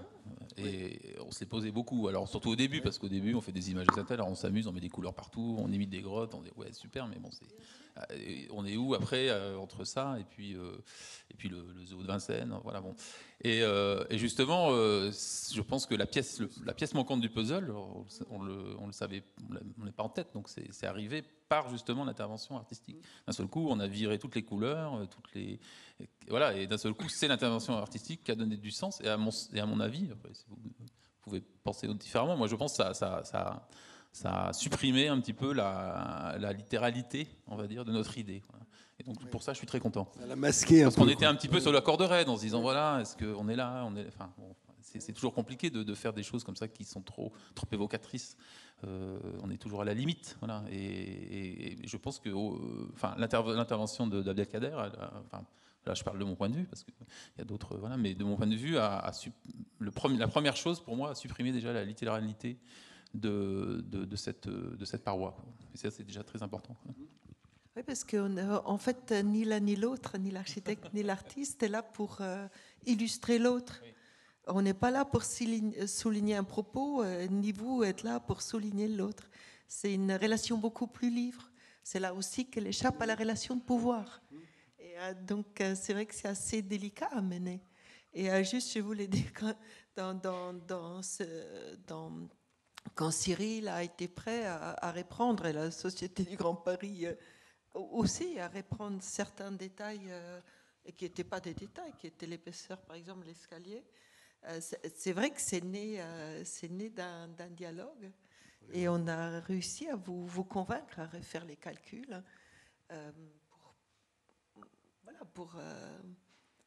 pour aller plus loin dans ce dialogue-là. Et les ingénieurs suivaient aussi? Oui. Je ne sais pas. Quand je disais que c'était une rencontre aussi nouvelle pour nous, on rentre dans un monde du transport qui, je pense, qu'on n'imagine pas quand on est architecte dans des domaines d'équipement, de logement, de bureaux. Quand on rentre dans le transport, on rentre dans un monde qui, déjà la temporalité, les éléments de décision. Donc oui, forcément, quand on a Susanna, et vous connaissez son travail, elle intervient dans l'architecture. Elle m'a transformé des éléments, mais pas du tout parce qu'elle le voulait, parce qu'on en a parlé, des épaisseurs, des dimensions, des revêtements, cet espace. Oui, il y a un travail commun pour convaincre toute une hiérarchie. Mais peut-être, qu'est-ce qui s'est passé dans ta gare? Est-ce qu'il y a eu aussi cette finalement, peut-être façon plus subtile, cette transformation de l'architecture? Je ne crois pas qu'il y ait une transformation de l'architecture chez nous. Il y a eu plus ou est-ce que l'installation du travail de Duhan va être le plus percutant quand on traverse cette gare, qu'il y a toute cette lumière qui franchit, qu'il y a cette gare traversante, lumineuse, etc.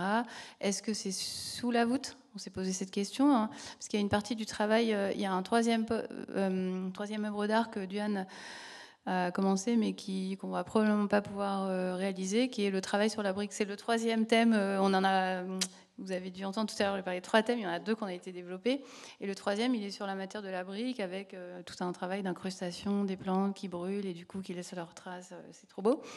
Et ça, c'était sur les quais. Et bref, du coup, on s'était posé un peu la question, où est-ce que ce travail, il est intéressant de le voir. Et après, on s'est dit peut-être que la voûte est déjà bien présente et qu'on va noyer ce travail qui est quand même très délicat. Et j'en ai parlé tout à l'heure, il y a des choses qu'on ne voit pas quand on est loin, on s'en rapproche. C'est du végétal qui flotte, enfin, c'est un herbier dans l'air, quoi. Comment est-ce qu'on... Et donc, je crois pas... On s'est plus posé la question de quel parcours on propose aux voyageurs et qu'est-ce qu'il va voir depuis où. Donc, on est sur la mezzanine, on descend les escalators et on aperçoit ces parois en résine qui sont transparentes, qui sont rétroéclairées si on y arrive, etc., etc. Mais je crois, et puis tout ce plafond qui pose plein de questions techniques qu'on va pas aborder maintenant. Il y a encore beaucoup de sujets techniques. Oui, trop. Ouais, trop. Mais peut-être, je pense que Duhan, tu peux... Non, alors moi, quand j'ai pris conscience du projet et quand j'ai écouté la présentation, vraiment, quand je suis sorti du rendez-vous, j'ai vu quasiment l'œuvre, en tout cas mes créations finies, mais je ne savais pas comment j'allais l'amener à bien et surtout, moi, mon travail, il est vachement délicat. Donc déjà, en soi, je me suis dit, c'est compliqué d'amener le végétal, que ça soit pérenne et que ça avance dans le temps. Et tout ce travail-là, je l'ai intégré dans... Donc l'espace, j'ai pris tout de suite en considération. Et j'ai tout de suite vu que la voûte, il fallait vraiment que je prenne part à cette voûte parce que je voulais voir un système racinaire. Donc mon choix, c'était pas porter sur la structure, c'était trouver le moyen de raconter une histoire avec justement ce travail-là de collaboration et de l'amener à bien. Voilà.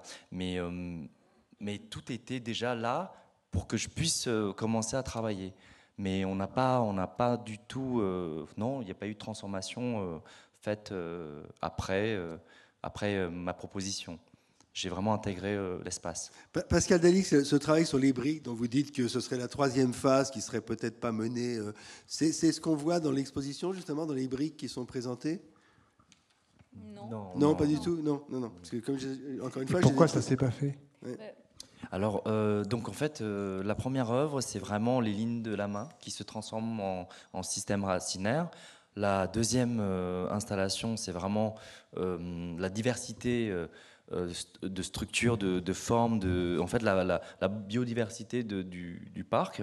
Donc vraiment, et en fait, à la fin, c'est arrivé vraiment 2 ans après, où ils se sont dit que finalement, il y avait un petit problème, c'est que en fait, les personnes à mobilité réduite ne pouvaient pas accéder aux œuvres à l'étage, parce qu'en fait, ils devaient passer directement par l'ascenseur, et donc comment on peut retranscrire toute la proposition de l'empreinte en bas. Donc nous, moi, je travaille avec ma femme, et du coup, on s'était dit que en fait, on va simplement fusionner la brique et les empreintes. Donc en fait, j'ai pris les plantes, que j'ai fait une impression sur la brique encore humide, et après on a pris les racines des personnes, on l'a inséré dans les racines des plantes. Donc en fait là, il y a vraiment le lien de l'homme et de la nature qui était omniprésent, et c'était vraiment à portée de main.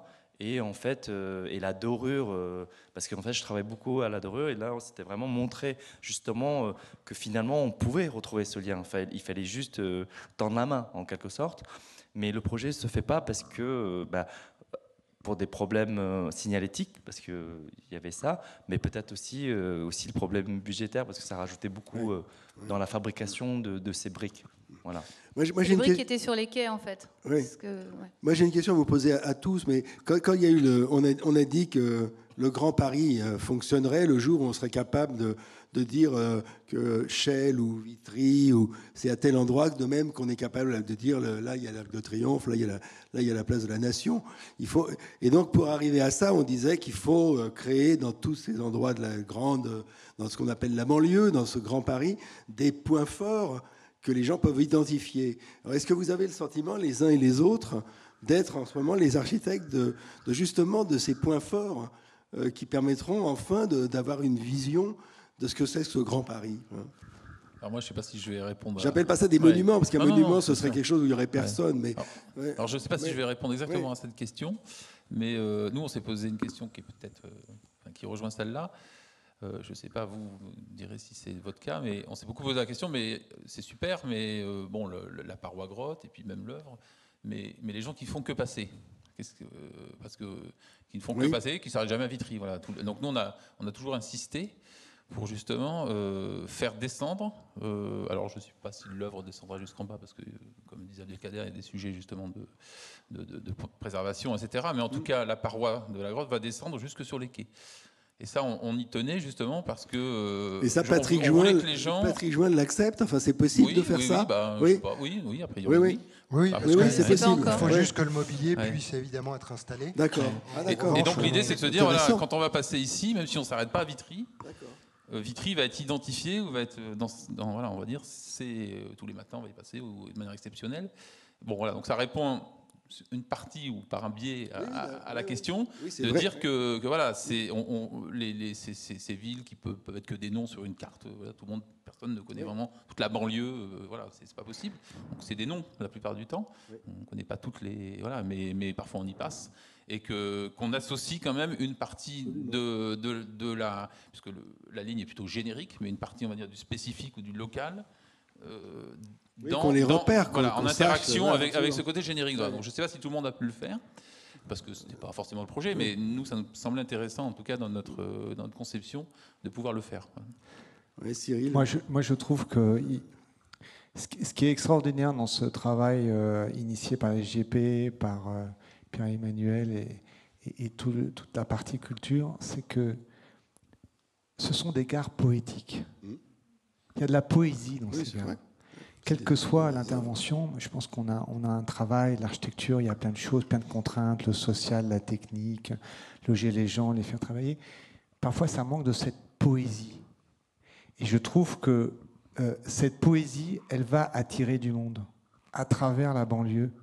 Je pense que toutes ces gares vont être des lieux de destination, de transport, de passage, mais aussi des lieux de destination. Oui. Quand on parlait de collection parce qu'il y a tout cette à l'heure, dimension c'est culturelle incontestable. et poétique. Et vous savez, à Stockholm, vous allez à Stockholm, qui est un métro creusé directement dans la roche, avec des artistes qui ont été invités dès les années 50 pour peindre ces grandes fresques sur les roches.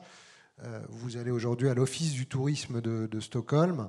La visite guidée du métro fait partie du top 10 des choses à voir à Stockholm, au même titre que le musée national. Voilà.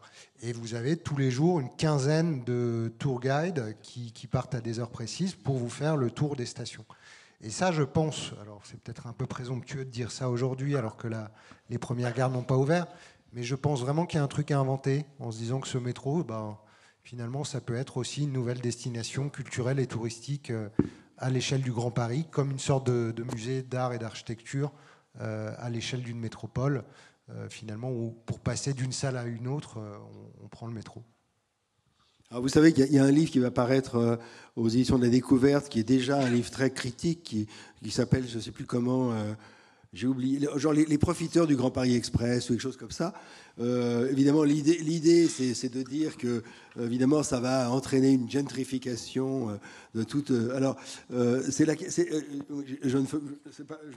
me fais le porte-parole, évidemment, comme ça, mais c'est une question intéressante en même temps aussi. de savoir, parce que si on dit que justement on a là constitué autour de Paris une espèce de grande collection d'œuvres d'art et de pièces d'architecture magnifiques, mais en même temps on a l'impression que quelque part c'est aussi presque un travail d'élite, quoi. Donc qu'est-ce que ça évoque pour vous, cette question-là? Allez, je me lance peut-être. Oui. Je répondrai de deux manières. Oui. Vous êtes à Clichy-sous-Bois. Oui. On vous a promis le métro depuis 50 ans. Il n'est jamais arrivé. Et donc, on dirait qu'on ne va pas installer le métro à Clichy-sous-Bois pour éviter la gentrification. Ou alors on le ferait moche. Et ça, c'est la deuxième couche du raisonnement, c'est de se dire, comme on est à Clichy-sous-Bois et que les gens sont pauvres, on va faire un truc moche. Et ça, je pense que c'est quelque chose contre lesquels tous, collectivement, on continue de se battre, mais on continue de croiser des gens qui nous disent, finalement, pourquoi vous faites de l'architecture, pourquoi vous faites appel à des artistes, tout ça, ça coûte cher et c'est pas forcément utile. Et je pense que c'est des questions que on ne nous poserait pas si les stations, les gares que vous êtes en train de faire se trouvaient devant l'Opéra ou devant le Louvre ou devant Rivoli. Et je pense qu'il y a toujours ce côté de se dire, finalement, on fait peut-être des trucs un peu trop beaux pour la banlieue. Oui, mais derrière tout ça, il y a quand même l'idée de se dire qu'on repousse encore d'une nouvelle couronne une certaine pauvreté, etc. C'est tout ça qu'il y a derrière cette remarque-là. Oui. Moi, je la comprends. Mais par contre, ce qu'on peut dire aussi, c'est que si on se dit que ces gens ne vont jamais dans les musées et qu'on leur met à disposition du quotidien, etc., on raconte une nouvelle histoire. Et l'œuvre d'art, c'est pas forcément quelque chose devant lequel on s'arrête ébahi, on a un choc thermique ou je sais pas quoi. Ça peut être aussi quelque chose du quotidien devant lequel on aime bien passer. On sait pas trop, on sait pas forcément que c'est un artiste. Ça se trouve, dans la gare de la Courneuve, les gens qui vont passer devant ces herbiers, ils vont pas se dire il y a un artiste qui est derrière tout ça. Ils vont peut-être se dire c'est quelque chose de temporaire ou je ne sais pas, tu vois.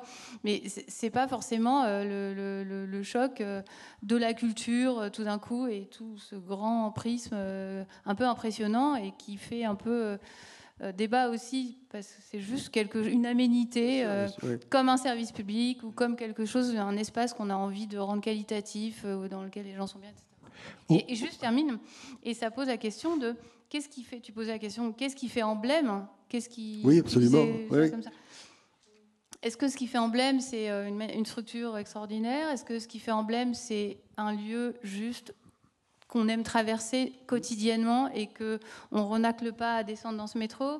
Qu'est-ce qui fait emblème? Est-ce que c'est à un certain moment de la journée, le soleil rentre dans cette gare d'une certaine manière et en fait, c'est ça que j'adore le matin parce qu'il ne rentre pas de la même manière dans la gare du voisin ou la gare d'après.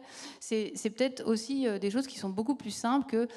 Enfin, à mon sens, en tout cas, parfois que des gros signaux qui clignotent et qui, effectivement, déclenchent ce genre aussi de... Mais l'important, c'est que les gens soient capables de mémoriser les lieux, c'est-à-dire de savoir que, parce qu'ils sont allés voir telle chose, par exemple, ils savent qu'il y a une chose qu'ils apprécient, ils savent maintenant que c'est dans telle ville, dans tel endroit, et ils le placent sur la carte. C'est ça. C'est une expérience kinesthésique, c'est-à-dire qu'on mémorise aussi un lieu parce qu'on y ressent quelque chose de fort, mais qui n'est pas forcément intellectuel. Tout à fait, je crois que c'est assez intéressant, parce que il y a aussi des œuvres, j'ai l'impression, enfin, en tout cas ce soir, sans avoir sacrifié à une qualité, c'est aussi des œuvres qui permettent, comme tu disais, une poésie, une sensibilité, un écho, et c'est aussi des œuvres qui permettent effectivement à des gens très différents, qui ne fréquentent pas forcément les musées, mais en même temps d'avoir une expérience, de vivre une expérience quelle qu'elle soit. Et de toute façon, moi je vois aussi dans les expositions que certaines fois, des personnes qui a priori, là j'ai vu à Toronto, parce que c'est une ville extrêmement populaire avec des gens qui viennent du monde entier, et certaines fois les remarques les plus pertinentes viennent aussi certaines fois de personnes qui n'ont pas forcément les codes de l'art contemporain et des musées, et en même temps cela arrive avec une forme d'émotion, de force et de poésie aussi. Donc c'est aussi, en fait on ne sait pas comment les personnes réagissent en fait selon les endroits, donc c'est aussi hyper important de pouvoir donner cette chance-là. Oui. Et oublions pas une chose, ces œuvres, ces gares, ce ne sont pas que des bâtiments, ce sont des projets urbains. On oublie peut-être que tout ça s'accompagne d'une dimension urbaine. Mais c'est là qu'il y a la question de la gentrification. Et pour moi, oui. Mais c'est là qu'il y a la question des politiques publiques à mettre en œuvre autour des gares, évidemment, pour maîtriser les questions de prix et autres. Et après, bon, voilà, pour rebondir sur la question de la gentrification, c'est vrai que c'est un vrai sujet, c'est une vraie question. C'est à Paris aussi. Il faut l'aborder. Et moi, je me souviens, le premier rendez-vous qu'on a eu avec le maire de Vitry, enfin l'ancien, qui était un vieux communiste, parce que à Vitry, ça a toujours été un parti communiste. Et lui, il était très content de nous recevoir et pas du tout effrayé. Et il se disait, voilà, la mixité, enfin, le mélange, c'est pas simplement construire des logements sociaux dans les centres urbains, mais c'est aussi que dans ma ville, on puisse faire venir. Voilà. Alors, après, il y aura un projet politique pour que d'un seul coup, un équilibre puisse rester. Bon, enfin, à Vitry, je pense qu'il y a de la marge. Hein. Voilà. Et au contraire, donc, le maire de Vitry était parfaitement content et très, très enthousiaste de recevoir cette nouvelle gare qui allait lui apporter des nouveaux habitants, qui étaient peut-être un peu différents, des nouvelles activités, du nouveau commerce. Le maire de Saint-Maur, pas du tout. Oui, voilà, mais c'est un autre parti politique. Voilà, le maire de Saint-Maur, qui adore sa gare, qui adore cette idée, a été longtemps, se posait vraiment longtemps cette question de pourquoi on amenait dans le cœur de sa ville d'autres personnalités. Voilà. Il y a une chose qu'on n'a pas abordée, mais parce qu'elle est annexe, mais c'est aussi l'idée qu'il y a ces dessinateurs là, qui sont appelés à travailler sur les gares. C'est un peu perturbant pour moi, j'avoue, je ne comprends pas exactement le positionnement, justement, qu'est-ce que c'est exactement que... Alors c'est un projet peut-être plus localisé, je dirais, et plus à une échelle plus réduite, qui est un projet en 2D. Hein, là, on est sur des œuvres en 3D, qui s'inscrit beaucoup dans la continuité de la signalétique et qui avait été imaginé en fait par Rudy Bor au départ, qui est le designer graphique qui a imaginé toute la signalétique, qui était de dire comment au niveau des quais on renforce la localisation de chacune des gares et le lien entre le monde du souterrain finalement et le monde de la ville qui est au-dessus. Et donc il y a eu cette idée d'articuler au mobilier qu'a dessiné Patrick Join, au nom de la gare, des panneaux en fait, qui font l'objet de commandes à des illustrateurs, à des gens venant des auteurs de bandes dessinées, à des auteurs d'illustrations jeunesse, des commandes à chaque fois spécifiques à chacune des gares pour leur demander de représenter la ville desservie par le métro. Donc on a 30 illustrateurs aujourd'hui qui y travaillent pour créer ces fresques que vous pouvez voir à la sortie de l'exposition dans la rue des illustrateurs, mais qui seront des projets beaucoup plus, déjà en 2D encore une fois, et beaucoup plus intégrés à la signalétique. Alors, je crois on va bientôt être obligé de se quitter, mais ce que je trouve amusant dans cette histoire, c'est qu'il y a eu un numéro d'Archiscopie il n'y a pas longtemps sur la question qui tournait autour de la question est-ce que l'architecte est un artiste. Alors là, c'est drôle parce qu'on a architecte et artiste. Ça voudrait dire que les rôles sont parfaitement séparés. Est-ce que c'est vraiment le cas? Moi, ça fait des années, j'ai une chance d'avoir eu un associé, Nicolas Michelin, qui a beaucoup travaillé, qui a été directeur d'école d'art, qui a été le fondateur de l'agence, ANMA, qui nous a transmis son agence. Il m'a appris, et pour moi, c'est vrai que ce tandem m'a interrogé, parce que j'ai toujours considéré que l'architecte n'était pas un artiste. C'est un créateur, mais il n'a pas la liberté exceptionnelle de l'artiste. Nous, on travaille dans des contraintes, dans des éléments, dans des normes. Et c'est vrai que j'ai toujours considéré, et ça nous a permis aussi d'être dans toute cette production que nous avons tous fabriquée avec des artistes, soit autour du 1%, soit autour d'initiatives privées et autres. Ça nous a permis de garder aussi cette distance par rapport à la grande liberté que l'artiste a. Donc là, moi, je suis très clair.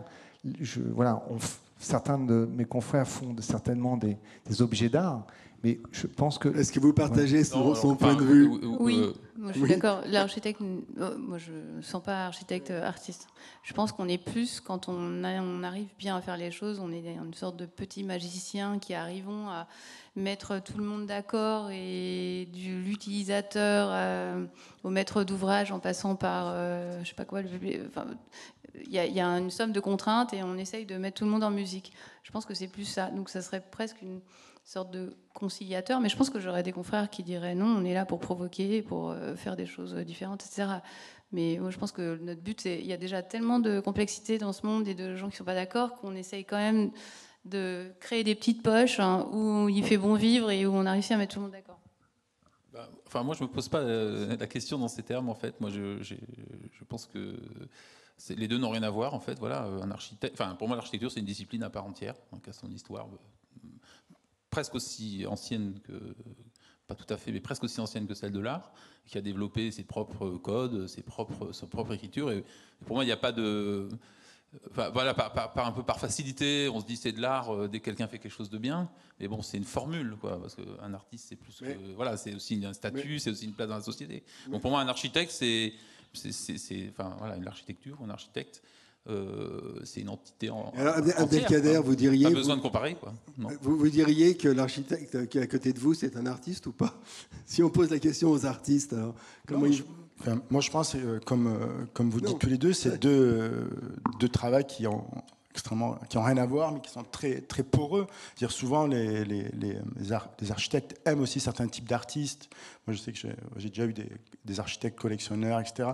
Donc, bien sûr, il y a énormément de rencontres, mais c'est des enjeux, des questionnements, des responsabilités hyper différentes. Oui, moi, je ne séparerai pas de manière aussi nette que vous, les architectes. Parlez bien dans le micro. Moi, je pense que, en tout cas, ma vision de l'un et de l'autre est plus fluide. Je pense que dans mon parcours, il y a des architectures qui m'ont marqué, mais comme des œuvres d'art. Mais vraiment, je pourrais en nommer. En tout cas, pour moi, la séparation, elle n'est pas aussi nette. Et je pense aussi que nous traitons par moments des sujets très proches. Alors, je sais que c'est deux métiers différents, hein, je les note, mais je pense qu'il y a vraiment une fluidité entre ces deux positions et que c'est aussi elle qui est intéressante. Mais on a, vous aussi, vous avez des exemples de ces architectures dans lesquelles on ne peut pas se tenir sans se dire que c'est une œuvre. Il y a des bels exemples. Écoutez, je crois qu'il va falloir qu'on en reste là. En tout cas, je voulais vous remercier. C'est évident que ça donne extraordinairement envie d'aller voir vos... Ah oui, bien sûr. Non, je vous en prie. En fait, dans tous les discours par rapport à ça, je suis d'accord, en fait. Mais je pense aussi que c'est une forme de création. Donc, c'est même le même sujet, c'est est-ce que un designer peut être artiste? Finalement, c'est de mettre un nom. Mais moi, je trouve qu'un architecte a une vision, a une sensibilité, il crée, peu importe si c'est utile ou pas. Mais je pense que si on devait... est-ce que je me dis, est-ce qu'un architecte, il n'est pas artiste parce que c'est pas lui qui construit lui-même son imaginaire? Mais si demain, si on lui donnait des outils pour faire une sculpture, je pense qu'il serait capable de le faire, vu qu'il a une sensation, il a une vision en 3D. C'est juste que peut-être que c'est utile, peut-être que c'est pour de la mobilité, mais je pense que demain, je vous fournis des outils adaptés à vos compétences. Je pense que vous êtes capable de créer, que nous, par contre, moi, je serais incapable de créer une maison, par contre. Donc, je pense que il y a un peu de tout. Donc voilà, moi je ne prendrais pas de position. Et après, je pense qu'il y a déjà des architectes qui se nomment aussi des artistes. Donc il faut laisser chacun libre cours. Alors justement, la présidente de la Cité me rappelle fort justement que la prochaine exposition de la Cité de l'Architecture, ce sera Paul Andreu, et le sous-titre est l'architecte est un artiste, c'est ça, hein? L'architecture est un art, ce sera toujours temps d'un... C'est pas la même chose, non, je suis d'accord. Voilà, ça c'est en février. Donc je voulais vous dire, ça donne vraiment envie d'aller dans vos gares, donc on est impatients. Et puis je voulais quand même vraiment féliciter Pierre-Emmanuel, parce que je trouve que visiblement vous avez fait un travail de pénétration dans les agences pour comprendre leur esprit, pour arriver à créer ces tandems. Ça c'est assez remarquable, j'ai l'impression. Et donc voilà. Bravo. C'est vrai parce que... Et enfin, on verra ça sur place. Oui. Et sur place, c'est très bientôt, hein, puisqu'on ouvre les 7 premières gares de la ligne 14, je le répète, en juin 24. Donc 7 premières architectures de gares à découvrir, et évidemment 7 premières œuvres qui vont être installées à cette occasion. Voilà. Donc pour le prix d'un ticket de métro, on pourra faire tout ça très bientôt. Et avant les JO, puisque les tickets augmenteront pendant les JO. Et maintenant, à vos navigos. Oui, je voulais vous remercier tous et merci pour ces échanges fructueux. La question reste ouverte sur l'architecture est un art. Vous avez bien compris, parce qu'ici, c'est un sujet assez récurrent et vraiment merci aux artistes qui ont choisi cette idée. Et je parlais de fusion tout à l'heure, de symbiose, mais vous l'avez prouvé avec vos mots et dans la réalité du 3D. J'aime beaucoup 2D, 3D. Je voulais vous dire, parce qu'évidemment, on va être obligé de se quitter, mais pour vous dire à très très vite.